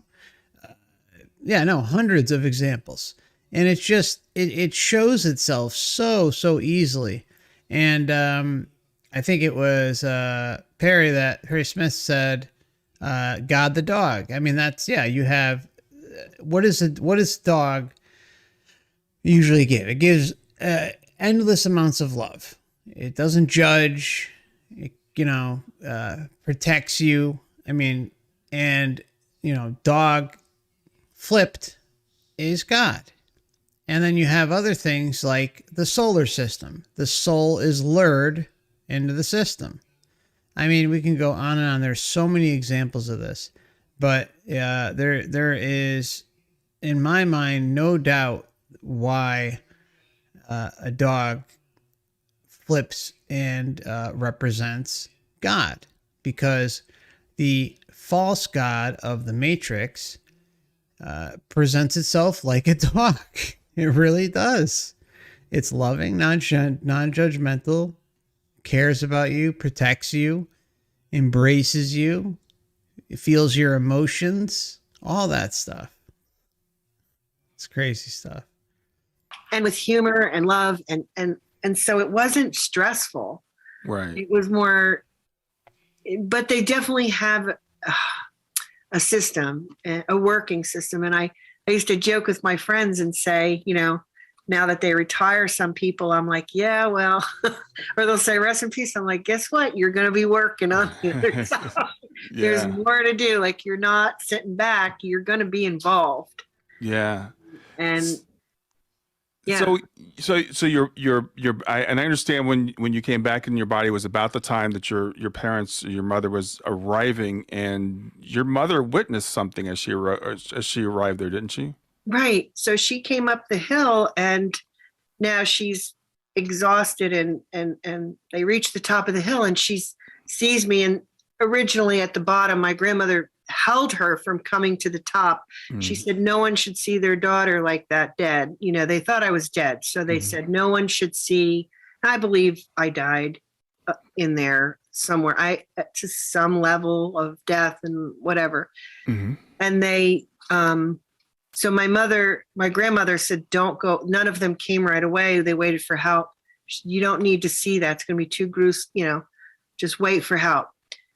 So when they did come, my mother got to the top of the hill expecting to see no movement, no talking, no life. And she said, she sees me talking, and she says, who was talking to you, and who were you talking to? And she's going, did anyone else hear that? You heard that, right? You heard that. And And I'm saying, yeah, and and and my mother's like, look at her, she's smiling, she's laughing. What is going on?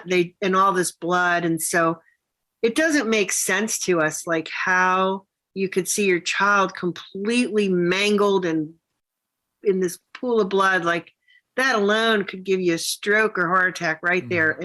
And so for her to see me smiling and talking and about, Jesus was just here, and they're thinking, Jesus, like what? So it was a quick thing, and she immediately, they were more concerned with my physical, nobody turn her, nobody touch her, we need this, we need that. And then that all started, and and they drove me to the hospital in the car because we didn't have 911, we didn't have an ambulance service yet, and we didn't even have a hospital in that area. So we had to go all the way to New York from Pennsylvania in the snowstorm on the highway. So while we were driving, I remember his name was Steve, and he had a blue light. He was a volunteer. And I'm in the back seat, and my mother is holding it together. I know she's just thinking, just get me to the hospital. And I'm still telling her, and she's saying, shh, like, that's enough. No more. We're not going to talk about this. You need your rest. Don't talk about it when we get there. I don't want to hear anymore. Like, just real quick, she hushed it all up. Right. So in that moment, I just trusted that probably wasn't good for me. I should stop talking about it. And then when we got there, she actually, I think she had a nervous breakdown or something. They gave her some medication. We were both on stretchers, and I saw her go another direction. Yeah. And so she made it there. And then I was talking to everybody, and the doctors and nurses. It looked like it was a Catholic hospital, and I see all these nuns. And how convenient, a Catholic hospital. Based on her experience, it's doesn't surprise me that this would occur. It was a Catholic hospital, and I see all these nuns, and there's like a sea of nuns now. And so they had recognized the physical miracle, because there was no explanation why I would even be able to speak or why I was alive. It didn't fit. Still doesn't. In terms of your injuries, without getting really gruesome, but did you say you had broken your neck? Yeah, my cervical spine. Now, I'm an RN, and believe me, I wish I had those records. When I knew there was a paralysis. I remember there was a paralysis. And when I went home, I couldn't walk or anything. So there was this paralysis. So I knew my neck, even now, like, I knew that was healed. I knew it was broken, and I knew it was healed. And the paralysis continued even when I was home.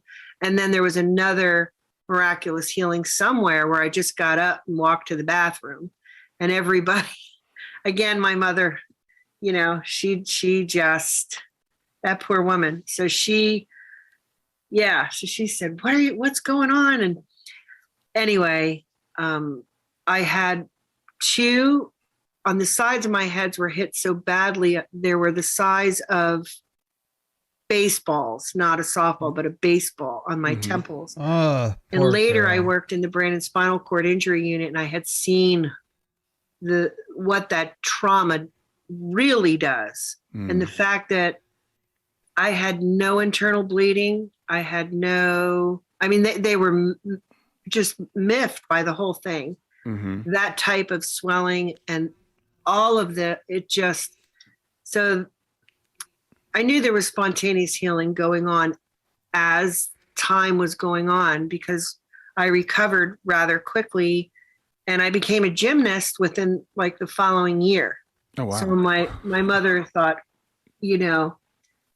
just get her the gym mat, because this girl, she was so nervous, because she said she was just all twisted up, broke her neck, and now she wants to risk it all again.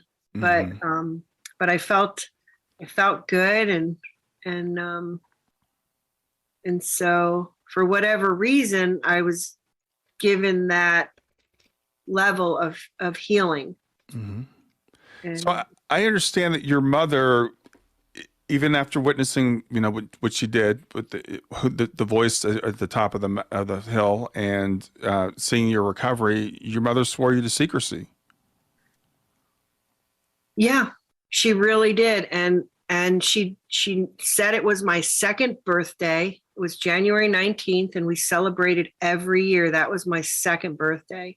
She didn't want me to tell anyone. I don't think she trusted people, and she also didn't want me to relive my death, because for me, that's still, even though I can talk about it because I want to share the part with heaven, with people, as a mission and a thank you to God for everything, but to the experience, I still, have a lot of Thank you to God. Thank you to God for causing her this trauma, which she's about to say. Yeah, thank you, God. Are you kidding me? When does it end? When does suffering stop being rationalized as if it's a good thing, or it's worthy, or that it's part of your plan, or it's part of your growth or evolution or learning, whatever you want to call it? Pick whatever word it is. It's clear that we are being run under this massive deception, and we can't keep making excuses for this place. It doesn't deserve it. It has to prove itself to us, and all it's proven is that it's parasitic. As a mission and a thank you to God for everything, but to the experience, I still, have a lot of trauma from it, and Sure. And she didn't want me to have the PTSD. She was just trying to contain that, to the point where they tore that whole ski lift down, and everyone told my parents to sue the hill. And I remember going to a lawyer, and my mother, I remember they offered her, like, I don't know, back then it was like millions of dollars. And she said, nope, I don't want her on a stand. I don't want her talking about it. I want her to have a normal life. And so in that. Okay, so I don't know about you guys, but if I had a child, I don't have one, but if I did, and my child had that kind of experience, that traumatic, I would sure as hell want to make sure that they are all set medical wise for the rest of their lives. It doesn't necessarily mean that you got to go and put them on the stand and stuff like that, but you could reach an out of court settlement and make sure that, things could have gone differently. She could have had effects, a couple years, couple months, a couple decades down the road that relate to that injury. And she may face a moment in her life when she needed medical cares related to that. Clearly, in this case, there was some sort of spontaneous healing. But in addition to that, I want to really point out an important part that was discussed. And that's when she talked about how her mother wanted to keep things hush hush, keep things quiet. Don't ever bring up what happened and this and that. And what does that do? It slams the door on her growing spiritually, and it probably delayed her, dare I say it, evolution spiritually, even though she knew in the back of her head that she had this experience. But her mother, at the same time, is shutting that down. And this is a prime example of what we've talked about a lot on this channel, is that, these experiences happen, and a lot of people are embarrassed to talk about it, or they don't want to talk about it because in fear of being judged or shamed, whatever the case may be. And when you disconnect what's happening with the spiritual aspect of this experience, which is not, in human form, it's outside of the body, and you can't link those two together, what does that do? It makes it harder for the bigger picture to reveal itself. And that's what this matrix does well. It makes sure that you're not going to find out any answers because it's going to do its best to hide them as much as it can. And yeah, there's going to be a few that break free in the end, but overall, they've thought of almost everything, including something like this, where poor Susanne is afraid to even talk about this because of the way her mother thought. It's a lose-lose situation. Normal life. And so in that, I realized it wasn't safe to talk about, or for me, for others. I thought, I've got to just move on, and I can't share this because I could get sick from it, or, I just trusted her that she said, no, and then I said, never. And she said, not while I'm alive. And so I started writing my book right after she died. And truthfully, and it took me about 6 years because I was also working as a nurse. And I wrote it in my bathroom by myself because I didn't want any influences in my life to. So yeah, I did honor that. Well, I think it's important for people to remember the time frame because the term near-death experience is common now. But at the time this happened to you, Raymond Moody was just writing his first book and coining the term. So nobody knew about this. Nobody knew. And I really thought everyone knew. And so I had to learn how to integrate it into my everyday life, with friendships. And I remember my mother having to guard me because I came back wide open, and I would give you anything I had. I had no sense of boundaries. I would give, I just, everyone felt like my family, like I just didn't understand enough. So there was a lot of protection. I had to learn a lot of boundaries as a preteen, and then into my teenagers where everyone wants to be the same and fit in. It wasn't a great time. I couldn't talk to a friend, or, you don't want to be the freak or the, what is she talking about? So I did learn after, that God does have a bigger plan, because now when I speak about it, oh boy, I've had a lifetime as a science professional. And so I have that integrated, and I've lived a life where I'm paid to make good decisions and choices. Yeah. And so for me to speak about it now, I don't have that fear of, as you do as a child, where if your mom says it's not good for you, and she would always say, like, nobody loves you more than your mother, and no one's going to protect you more than your mother. And your mother knows, and your mother this, and your mother. And so in that generation, you really, it was different. It was different. You listened. Yeah. It meant a lot. It meant everything. Which makes sense, right? I mean, that is the way it was for quite a while. And thankfully, we've, over the last 20, 25, even longer, but especially since the internet's come around, we've had the luxury, I should say, of having experiencer cases in vast amounts of numbers. And what those experiencer cases show are patterns. And those patterns show a clear-cut sign, in my strong opinion, of deception. A mass deception. Because it's not just near-death experiences. I know I cover NDEs a lot, but I also cover other things. But when you kind of circle them or pull them all together, what you see is the control structure and how it works, how it operates, how it deceives, and how it continues to thrive.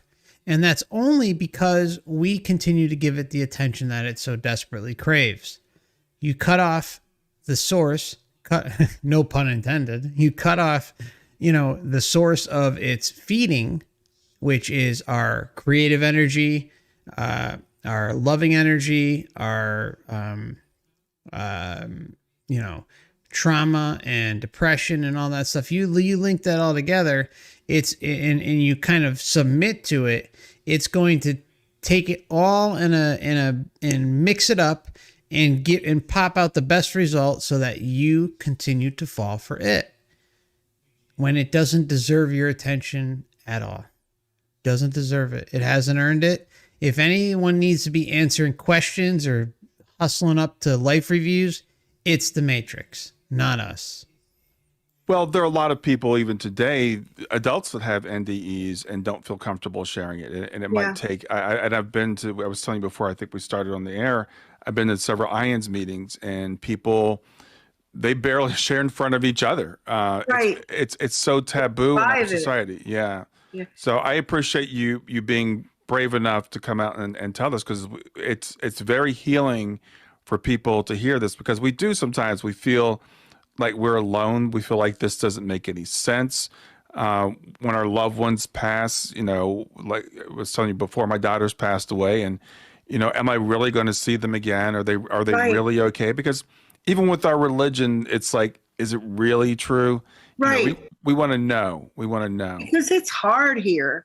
And it's easy to, you take a few really strong hits in life, and it's easy to just keep going down a notch. And I remember, this is a great thing that happened. I just wrote my book, and I was at a fair here in my town. It had like 100,000 people. It's an annual event. So I did a book signing, and this young man, he was in a wheelchair. There were so many people. The streets are crowded. The roads are blocked off. It's 100,000 people. He found my little booth, and apparently he was in a coma. He had been declared clinically dead. He was in an accident. Mm-hmm. He was in a coma for a very long time. I think it was over a month or two, or a long time. And he hadn't talked about anything. He was still full of injury. His little wheelchair he was about 19 or 20, found my booth, and he saw my story and, you know, the book, and he stood up, and he was with his family, and he walked towards me, and we immediately hugged, because I saw this light in his eyes, a total stranger, but I saw that gold light. I said, I know where you've been. Oh, and wow. He said, and I know where you've been. And he hugged me. And when he hugged me, he said, I could stay here forever. Mm-hmm. And then he stood back, and I said, you didn't want to come back, did you? And he goes, no. And he said, I was there, and I saw Jesus, you know, I was with Jesus, and I saw my grandfather, and we were sitting on a hill, and I was talking to my sister, because she died the year before. I don't remember. Mm-hmm. Anyway, he was sitting with them. He said, I was having a really good time. I didn't need to come back. And he goes, I was with my family. I was good. And he said, but then my sister said, you better go back if you can. If Jesus holds his hand out when he comes by, you better take it and go, because mom, you know, just lost me. She's not going to be able to lose you too. Mm-hmm. And his grandfather said, you have to. And he said, no. And they both said to him, take his hand if you can. If he gives you if he reaches for you, take it. So he said he did. And then he looked at me and he said, what do I do with all this? And you gotta see this. He was riding a motorcycle or something. He wasn't he was a little bit on the rough side. So he was looking at me like, what do I do with all this? And because I said, well, thank you for, you know, sharing. And he said, but what do I do with all this? And I said, don't ask me, because I'm still trying to figure it out. And we just laughed. And he said, sorry, let me let her finish. I'm still trying to figure it out. And we just laughed. And he said, he said, thank you for helping me about 1,000 times. And I said, no, you helped me too. Mm-hmm. And he said, how do I help you?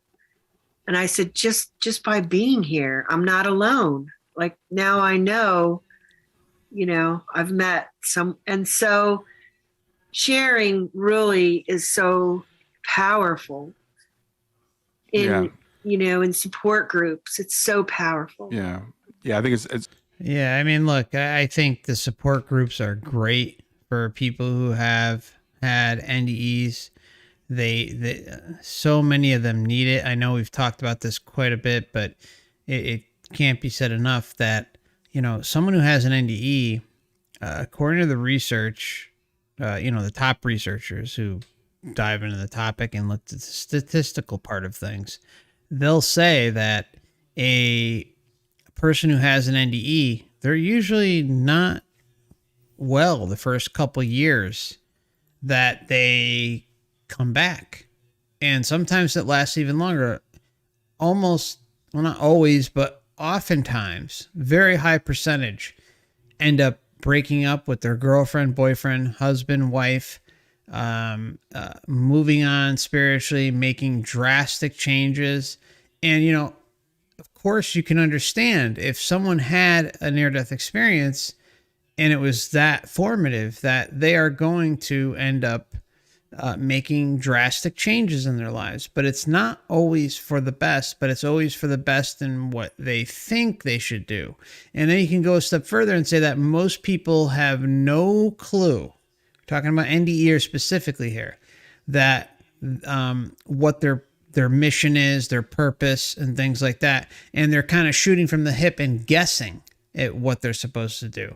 And, whatever happens, happens. But there sure is a lot of testimony and books being written about the topic. And it may be delayed, like in Suzanne's case. I mean, her NDE happened in, age 12? And 30, 40 years later, she's talking about it. But at a time when NDEs are more accepted. And, someone who has a marriage for, however many years, or they cut certain people off of their life, which, happens even with those who grow spiritually in general, or pick certain jobs, whatever the case may be. And they kind of are sent on this wild goose chase, not really knowing what they're supposed to do, and that they're lost. And some people even feel like they got kicked out of, quote unquote, God's kingdom. I mean, really, some of the stuff I've seen people talk about when they get kicked out of God's kingdom, it's horrible. Imagine feeling like you met God or met Jesus, and like that, it's not your time yet. You're not allowed in God's kingdom. And sometimes they'll just shut them off. And then other times they'll say, oh, don't worry, I'll be here for you when you die. Of course they'll be there when you die, because the Matrix wants to make sure that you come back. But the point is those who feel they got kicked out and this and that, that is some really traumatic baggage to bring back with you. And my heart goes out to those people. It really does. In support groups, it's so powerful. Yeah. I think it's important for you guys to be able to share, but it's also really important for us. I personally believe that near-death experiences have so much wisdom for all of us. And I've heard people say, I don't make this mistake anymore, but I've heard people say, I wish I had a near-death experience, because it does bring so much wisdom and stuff, but it does come with the trauma. And it comes with a lot of trauma. And that young man, he was in so much pain. His body was still I could feel the dampness of, he was still damp, and you could, and I knew he was uncomfortable because he was just placed back in it. Mm-hmm. When you leave, you get put back in. And so I knew he was like, oh, here we go with all this aches and pains, and but meeting me, and then when he spoke, his family started crying, because now they heard him out loud say he didn't want to come back. So now they're thinking, oh, does he not love us? Does he love his grandpa more? And it's just not like that. It's about being in the moment. Mm-hmm. Where you are in the moment of your life is the focus. Being alive is a gift. And so when we have that much pain, we just have to look at that. I try to stay and live in the moment, because it's so powerful and healing when we appreciate the day, just the hour. And when you're on the other side, you're truly in the moment. So it's all time, and Yeah, and I know I've talked to people who have made the decision to come back and then kind of regretted it Yeah. because it is hard here. But I appreciate the fact that you have, and I appreciate you being Thank here you. to tell your story, to give hope to so many people that, again, for me, I've been studying NDEs for 20, 30 years, and I never get tired of hearing them because sometimes we think, oh, it sounds too good to be true. You know what a blessing you are for someone like me to know, like, where did you come from to know to do this, to help others? The fact that you have a platform for others is tremendous. I really thank you from the bottom of my heart, and I know you feel this because what you're doing didn't come from an NDE, but it comes from a place of love and love for your daughter, and it's just that smile behind you to me speaks like she is with you all the time. Like she's like, go dad, go dad. So it's a really beautiful thing that you do and help in helping others as well. As much as I am, you are. Without you, my story wouldn't reach people. Well, thanks. So, I was talking with someone, I was interviewing someone yesterday, and she's like, thanks for what you do and sharing what you share. And I'm like, I don't have a choice. It's like, you were talking earlier, we have free will. I don't have free will when it comes to this. I think this is it's guided. Yes. See, I mean, you hear this? You hear this? He's admitting that he doesn't have free will when he does this. It's just, and the guides and all that. And she's kind of like reaffirming it. And all it does is just further prop up the matrix. And look, I appreciate Grief to Growth's channel. I appreciate Susanne coming on and sharing her experience. I appreciate anyone who comes out and shares their experience with us, because all it does is add to the data pool and the patterns and the trends that we see over and over and over again, which paint a very, at least in my opinion, a very clear outline about what is going on here and how it relates to this place. And, the whole thing with heaven is home, we're already there for countless eons. Well, we're not. We're here. Okay. And it's a joke. The whole point of this channel is not to excuse away the obvious. If everything's about love and God cares about you and God's always there, and we're here to experience this realm through God, and we got to be God's little playthings while we're here, and that the whole point is to disconnect from God. Well, then why does the memory wipe exist all the time? Why do people talk about living not just a couple lifetimes, not just 100 lifetimes, but 5,000, 10,000 lifetimes? Why is information like that popping up? Unless there is a parasitic component. And we're not talking about a small amount. We're talking about, it doesn't matter who the heck, if you had full disclosure about what was going on after each lifetime, how many people would come here? Let's just be honest with ourselves and talk turkey, right? How many would come here if after you left here? Okay, so say your memory wiped, all right? In the previous, before you got here, you play out the life script, and at the end, you die and you cross over, and they say, okay, well, this, and that, this is what happened, and this is what this experience was all about. It was about to teach a lesson. Okay. I could sign on to that. I could sign on to it being like a one-off, or having full lucid understanding with all my memories intact about what I experienced, why I decided to come here, and all this other stuff. I can kind of see that, okay? And then move along. But how many, if given that information, would continue to play along with it? Nobody. Barely anybody, except for those that truly enjoy the materialistic 3D experience that this realm is, and the parasitic nature of it.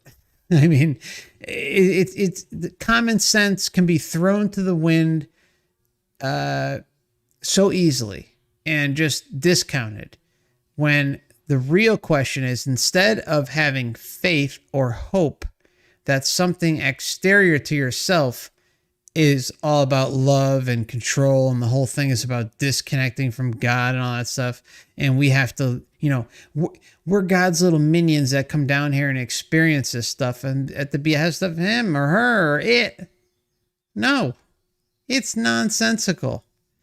But we're apparently this all-powerful creator beings, but in the same breath, we come here and have this limited perception experience filled with inversion and deception. No, the days of making excuses are over. It's over. And that's it. I mean, I'm sorry. I'm no longer going to stand up for a system that clearly presents itself as parasitic and will allow someone like Susanne to walk into a life script where she is sent through this traumatic nightmare. No. And she is just one example of millions, billions that have gone through some sort of crap in their life or lifetimes and came out the other end still excusing it away, just like someone we have in the chat today. I think you need to study more NDEs, not me. Yeah, this is what I'm here to do. Yeah. And I've been very fortunate that, people like you have been put into my path. And we were talking earlier about, IANS. I've gotten connected with that organization.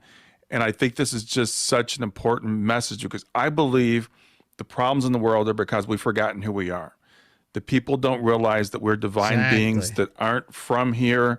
We're just here for a little while. And your story helps me so much, because there are times it's like, I don't really want to be doing this, but I know it's a limited amount of time, right? I know that, and from the other side, they're like, you're fine. You're only there for a little while.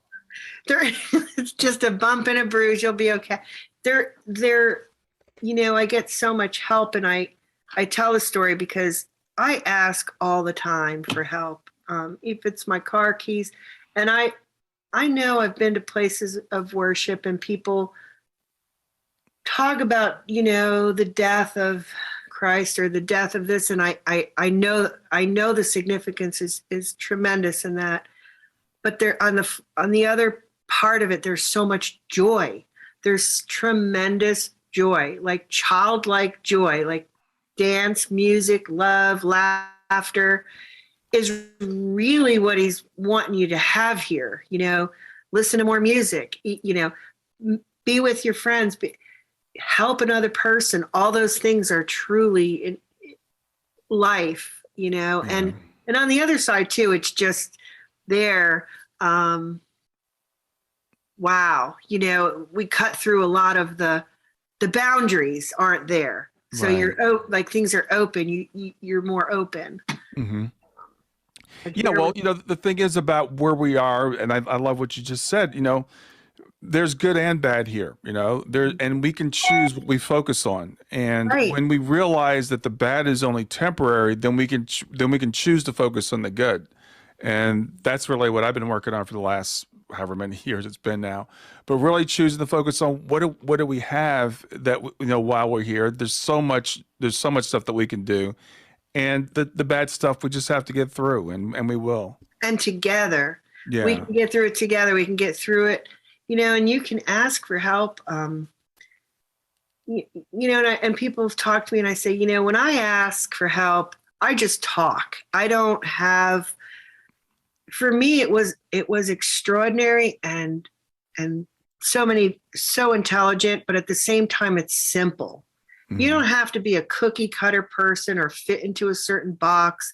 They love you the way you are. You don't have to look or act or be a certain way, or they look, everything about you is unique and original and special. And And they take advantage of it. And we do that here. It doesn't come from anywhere else but here. And so it's absolutely great to meet like-minded people who get it. And it's great to share, because like that young man who shared with me, even though I've had my experience, that was tremendous for me. I was like, Yeah. we were just so happy. And to know it's okay to say I met Jesus. Yeah.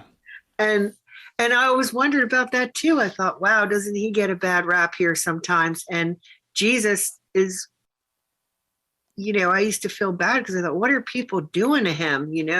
He came so simple. Love is simple. It's just love, love, love. And Jesus came as from the Son of God. Okay. Jesus came down here from the parasitic God who cast his son down here. What kind of loving God or being would send their son down to this dumpster fire and be okay with it? Wake up. Everything is smoke and mirrors. I'm sorry. We've been taken for a ride, and enough is enough. I know I repeat myself, but enough. When do we say, hey, why don't we just, take control of ourselves and see what happens? Instead, everyone wants to rely on, not everyone, but many want to rely on, this false hope that, you're here for this reason, you're here for that reason, you've got to answer to this one, you got to answer to that one. And it's all about kind of demeaning you, to taking away your true essence power and stealing it so that you continue to be a cog in the wheel of the matrix. And enough is enough. there's no other question about it. It's simple. You can talk to him, ask him. He'll guide you if you want to. I put my free will down. Sometimes I'm like, just tell me what you want me to do. I'll do it. And he just smiles like, and that's how this started. I was sitting on my bed talking to my husband. He was on a Zoom meeting and he said, what are you thinking? And I said, my daughter has a chronic illness. And I said, I think she's feeling a little better these days. Maybe I think I might be ready to do more. Because I thought, I'll just write a book, put it out there, and I can just go about my life. And if someone wants to pick it up, fine. If not, fine. My children have it. My friends have it. Yeah. But, where it'll go wherever it needs to go. I didn't write it to be an author and, and all that. I just wrote it to help. And then I said, I think I could do more. Within 24 hours, the phone rings. And there's these people lined up from this community just saying, welcome. Yeah. What do you want to do? And I thought, like the everything. Awesome. So here you are. I appreciate you answering the call. Susanne, we're just about out of time. I want to give you a chance to say anything you'd like to say before we sign off for the day.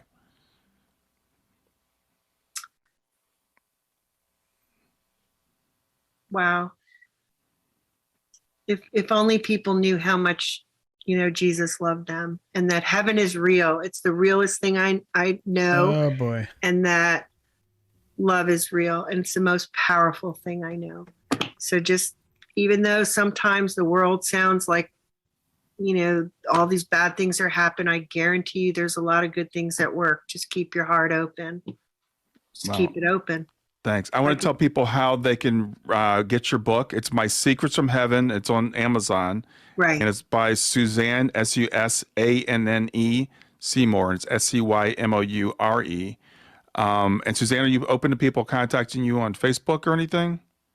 Yeah, that would be fine. Okay. I'm on Facebook, Susanne Seymoure. I'm definitely open to, if anyone wants to drop me a note or anytime. Okay, with that being said, I would like to put this out there. If you'd like to reach out to Susanne personally and let her know this video exists, feel free. And no offense to Susanne or anyone else, but my track record of trying to talk to NDEers who are kind of set and their belief systems is very minimal.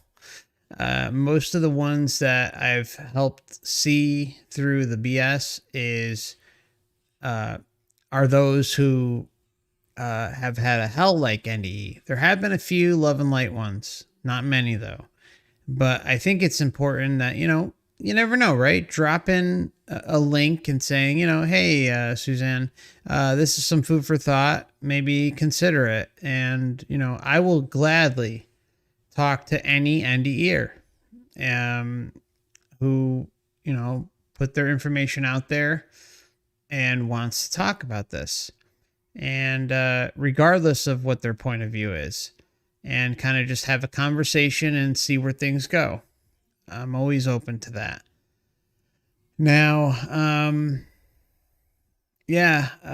Susanne was taken for a clear ride down the life script highway, and they did not hold back. They messed with her every step of the way. And it's unfortunate, right? I mean, this is why the power of NDEs is almost unstoppable. It really puts a person in a position where, their whole life view is changed from the moment that they have the NDE moving forward. And a lot of the times they are going to talk about it. It might take them a little while, like it did with Susanne or, others. And they may write a book. They may just write their experience anonymously on NDE sites or on groups, or they may agree to an interview or two and kind of put it out there. They may, and then you kind of go to the extreme where like they act like they're gurus. And that they have like a direct line to source or God or whatever. I mean, you can go on and on and on about it, but I'd like to just also mention that the Last Timers Club, the monthly members live stream, is going to be at the last Sunday of this month, which is next Sunday, the 27th, which is Sunday at 5 p.m. Eastern Standard Time. So if you'd like to join or are interested in it, you can check out the membership information in the description tab of the video, as well as in the pinned comment above if you're watching on YouTube. And levels 2 and higher get access to the monthly members live stream, early access videos, and an archive of over a year's worth of members videos as well, dedicated to exposing the soul trap. Your support, of course, is always appreciated but never expected. And I also have Stream Elements and Stripe account, which are ways to support the channel alternatively through credit card or e-check. And again, always appreciated, never expected. And then I have 2 YouTube backup channels. If you're watching on YouTube today and haven't yet signed up for or subscribed and hit the bell for the backup channels, please consider doing that just in case something should ever happen here. And I also have an Instagram and a Twitter where I put out notifications before each stream, usually about an hour before, but sometimes it could be a day or two or a week, depending on what's planned. And then there's a D Live account if you have that. And I have Twitch where I stream truth in gaming, anything related to gaming.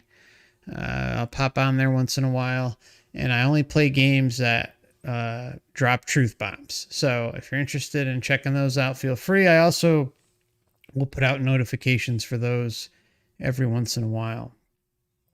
And Odyssey and Rumble. That's kind of what I was talking about earlier in the stream. Starting in December, I will be putting a little bit more extra time over on Odyssey.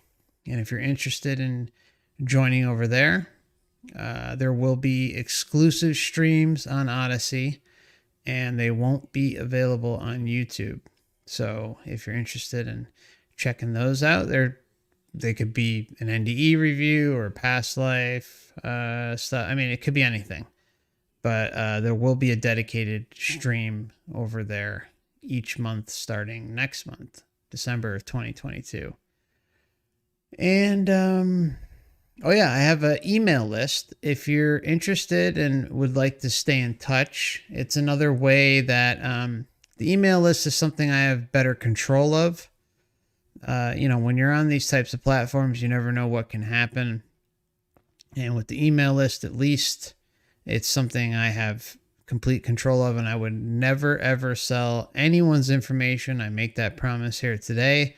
And to date, I've had the email list for, I don't know, about 3-4 months and haven't even sent one email out. So I'm not going to bombard your inbox, but it's a good way to stay in touch. And then also, it'll provide website updates, and that is going to happen. I know I've been talking about it for a while, but there will be a website in the works, or a website coming out. And I'm really looking forward to that, where I can cover so much more. It sucks that I even has to come down to this, but there are just certain things I cannot talk about. I've had to remove videos because worried about getting rung up. You just have to be careful these days. And, YouTube is a platform that has the biggest reach. And the most important thing is getting the word out. But in the same breath, it's like, you can't rely on one platform all the time. And I think if I can get a good, reliable website, and I can share tons of things.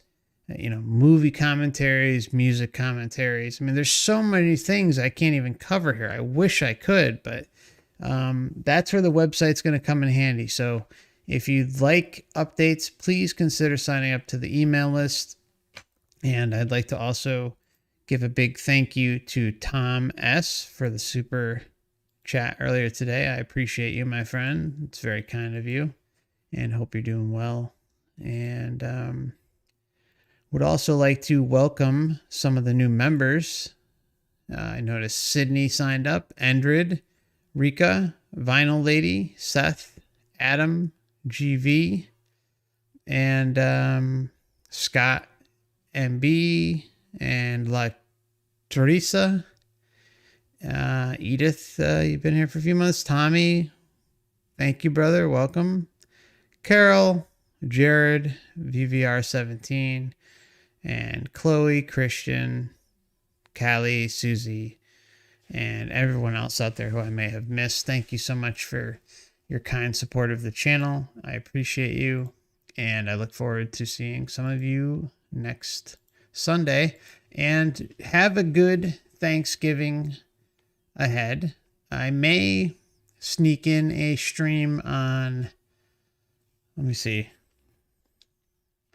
It may be midweek. Let me see. Thanksgiving is actually Thursday, so I may do one, probably do one on either Friday or Saturday, probably Friday night. So kind of like the normal schedule, but perhaps, you never know. Maybe there'll be something during the week, but I would say most likely Black Friday, November 25th, Friday will be the next stream that we have, and then the members will be on Sunday the 27th. So, all right, you all take care of yourselves. I also wanted to, I'm sorry, before I go, I wanted to give a big thank you to the Vegan Skeptic for being a good friend and a mod, as well as Jimmy. Thank you, brother.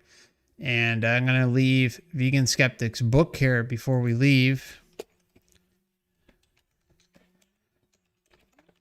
Okay, I dropped his link in there, and I'm also going to drop Jimmy's link to his music. And feel free to go and check that out. This is Jimmy, our good friend, who has done a lot of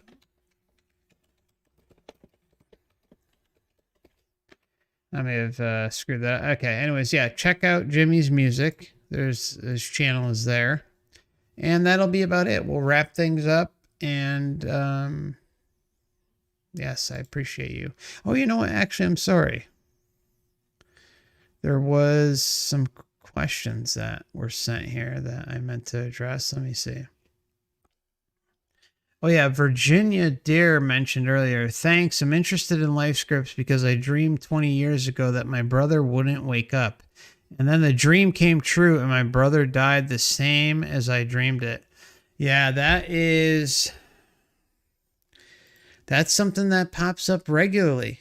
And it's something I've seen in my research. It's what's interesting is the gaps of time that can occur. I've spoken with people who had premonitions 20 years before about exactly how something would play out with a family member's death or a close friend or something, and it would play out exactly as it did in the dream, a premonition, but it would be 20 years or something. So I'm always interested to hear about the gap in time. So Virginia, I don't know if you're still watching because you left your comment earlier in the stream, but if you do catch the replay, if you, my condolences first, of course, but my heart goes out to you. But if you can leave in the comment section about what the gap was, because I know you said you dreamt of it 20 years ago, but I'm curious what was the gap between when you dreamt of your brother's passing and when it actually occurred. Virginia also says, this is my first chat. Okay, welcome. Thank you.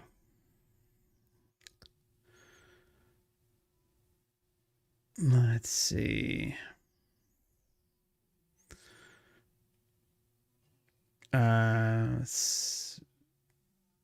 Queen, wait, what happened? Queen of Swords? Time to, what? I must have been an accident. Okay, I'm sorry, Queen of Swords, if you're hearing the replay here. That must have been an accident. Okay, I think let's see. Yeah, I loved Take the Red Pill mentioned. He said, it seems the most important ability is discernment. If we don't figure out it's all a lie, then nothing else matters. 100%. 100%. Discernment is key because and I think almost everyone can agree on this. It's like you're going through a battlefield, right? You're trying to make sense of things. And well, that battlefield is filled with, what do they call them? The trip bombs or whatever, that they're nestled underneath the soil. So, and they're activated by you stepping on them. It's kind of like that. Like where it's like you have to dodge and make sure that you're covering your ass every step of the way.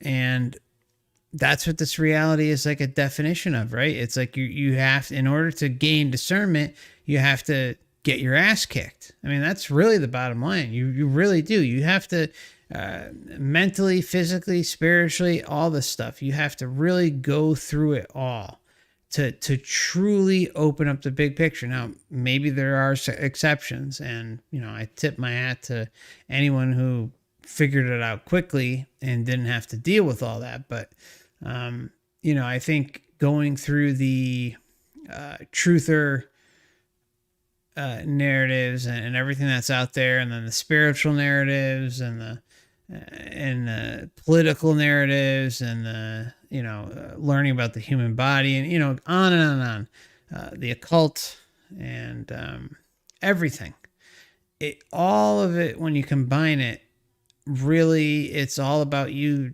discerning what has value, what doesn't, where am I being lied to, where am I not being lied to, and then moving on. And I think that's like the biggest asset, at least for me, that I've had throughout my life, is like I never felt like I had the full answer, right? And I wasn't satisfied, and I kept moving and moving and moving year after year after year after year until you finally kind of reach a point where it's like, okay, now, at least this is the area that I've concentrated more on, like experiencer cases and diving through religions and spiritual texts and then kind of piecing it all together in conjunction with the overall earth experience, the human experience. I mean, discernment is huge, huge. And because of the limitations that are inherent as a human, in combination with the whole, the media or whatever the case may be, all the propaganda, it makes it difficult. And if you can kind of fade all of the BS and continue to move along, you can eventually maybe reach this area and see the bigger picture, but it's not easy. And so I totally agree with your comment. I think it's spot on. And Joshua Carpenter asks, have you come across any NDEs involving Eastern deities, Mark? Yes, I have. There's quite a few. The problem is I don't cover as many of them or barely any, because most of them are in different languages, or you have to translate them into text, and it's an extra step that's a little bit difficult. I find it weird, like if I were to read you an experience and then commentate on my reading, I mean, but make no doubt about it that everything is still customized, right? So that's the good thing about being able to dig online. You can go through all the text submissions by NDEers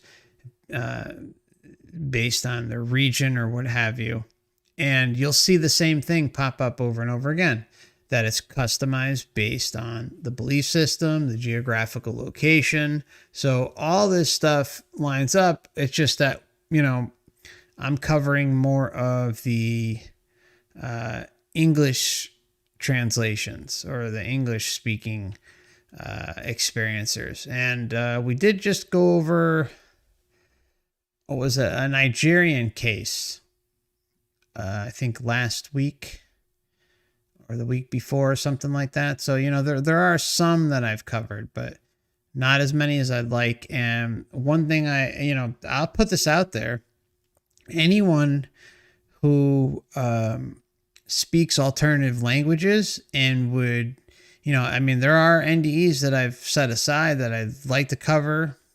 Anyone who would be willing to do a voiceover of an experiencer case in another language, just let me know what your language is and if you're available and if you'd be willing to contribute your time to try and do this. Because all I would like to do is get, if we have the text account, for instance, or even a video in a different language, you can do the voiceover of what the person's saying, and then we can save it as a video, or you can save it as a video and send it to me, and then I can do a commentary on it or something. Like, I love that. And then, one more thing.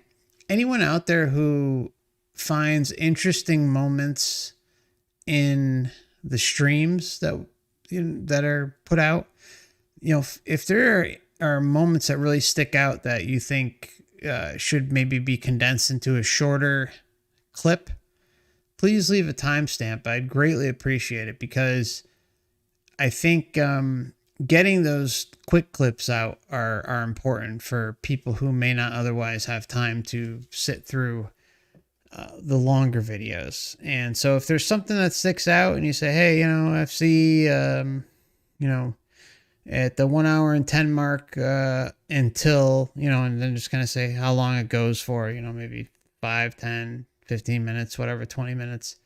Say, you might want to clip this. Like, I'd greatly appreciate it so we can kind of get more of those clips out there. But the problem is there's only so many hours in the day. So anyone who wants to kind of contribute time to helping or translating, I'd greatly, greatly appreciate it. So, yeah, that's going to be it. Thank you so much. I appreciate each and every one of you. Stay safe out there. Don't work too hard this week. Work sucks. And, just get paid and move along. And then the weekend will come. All right. Much love to each and every one of you. And I look forward to seeing you. And if you do celebrate the slaughtering this week, Thanksgiving, take away the slaughtering, right? I mean, it's just Thanksgiving should be a time to still enjoy yourself, but, separate from what the real meaning is, right? I don't know. It's you still got to enjoy life, right?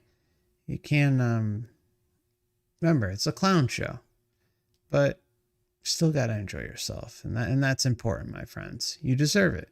Remember, it's our last time. It's our last time. Got to go out with a bang, right? You got to enjoy yourself. Don't let this place eat you. Because then you're feeding into it. And you're so much better than that. Much love to each and every one of you. Thank you.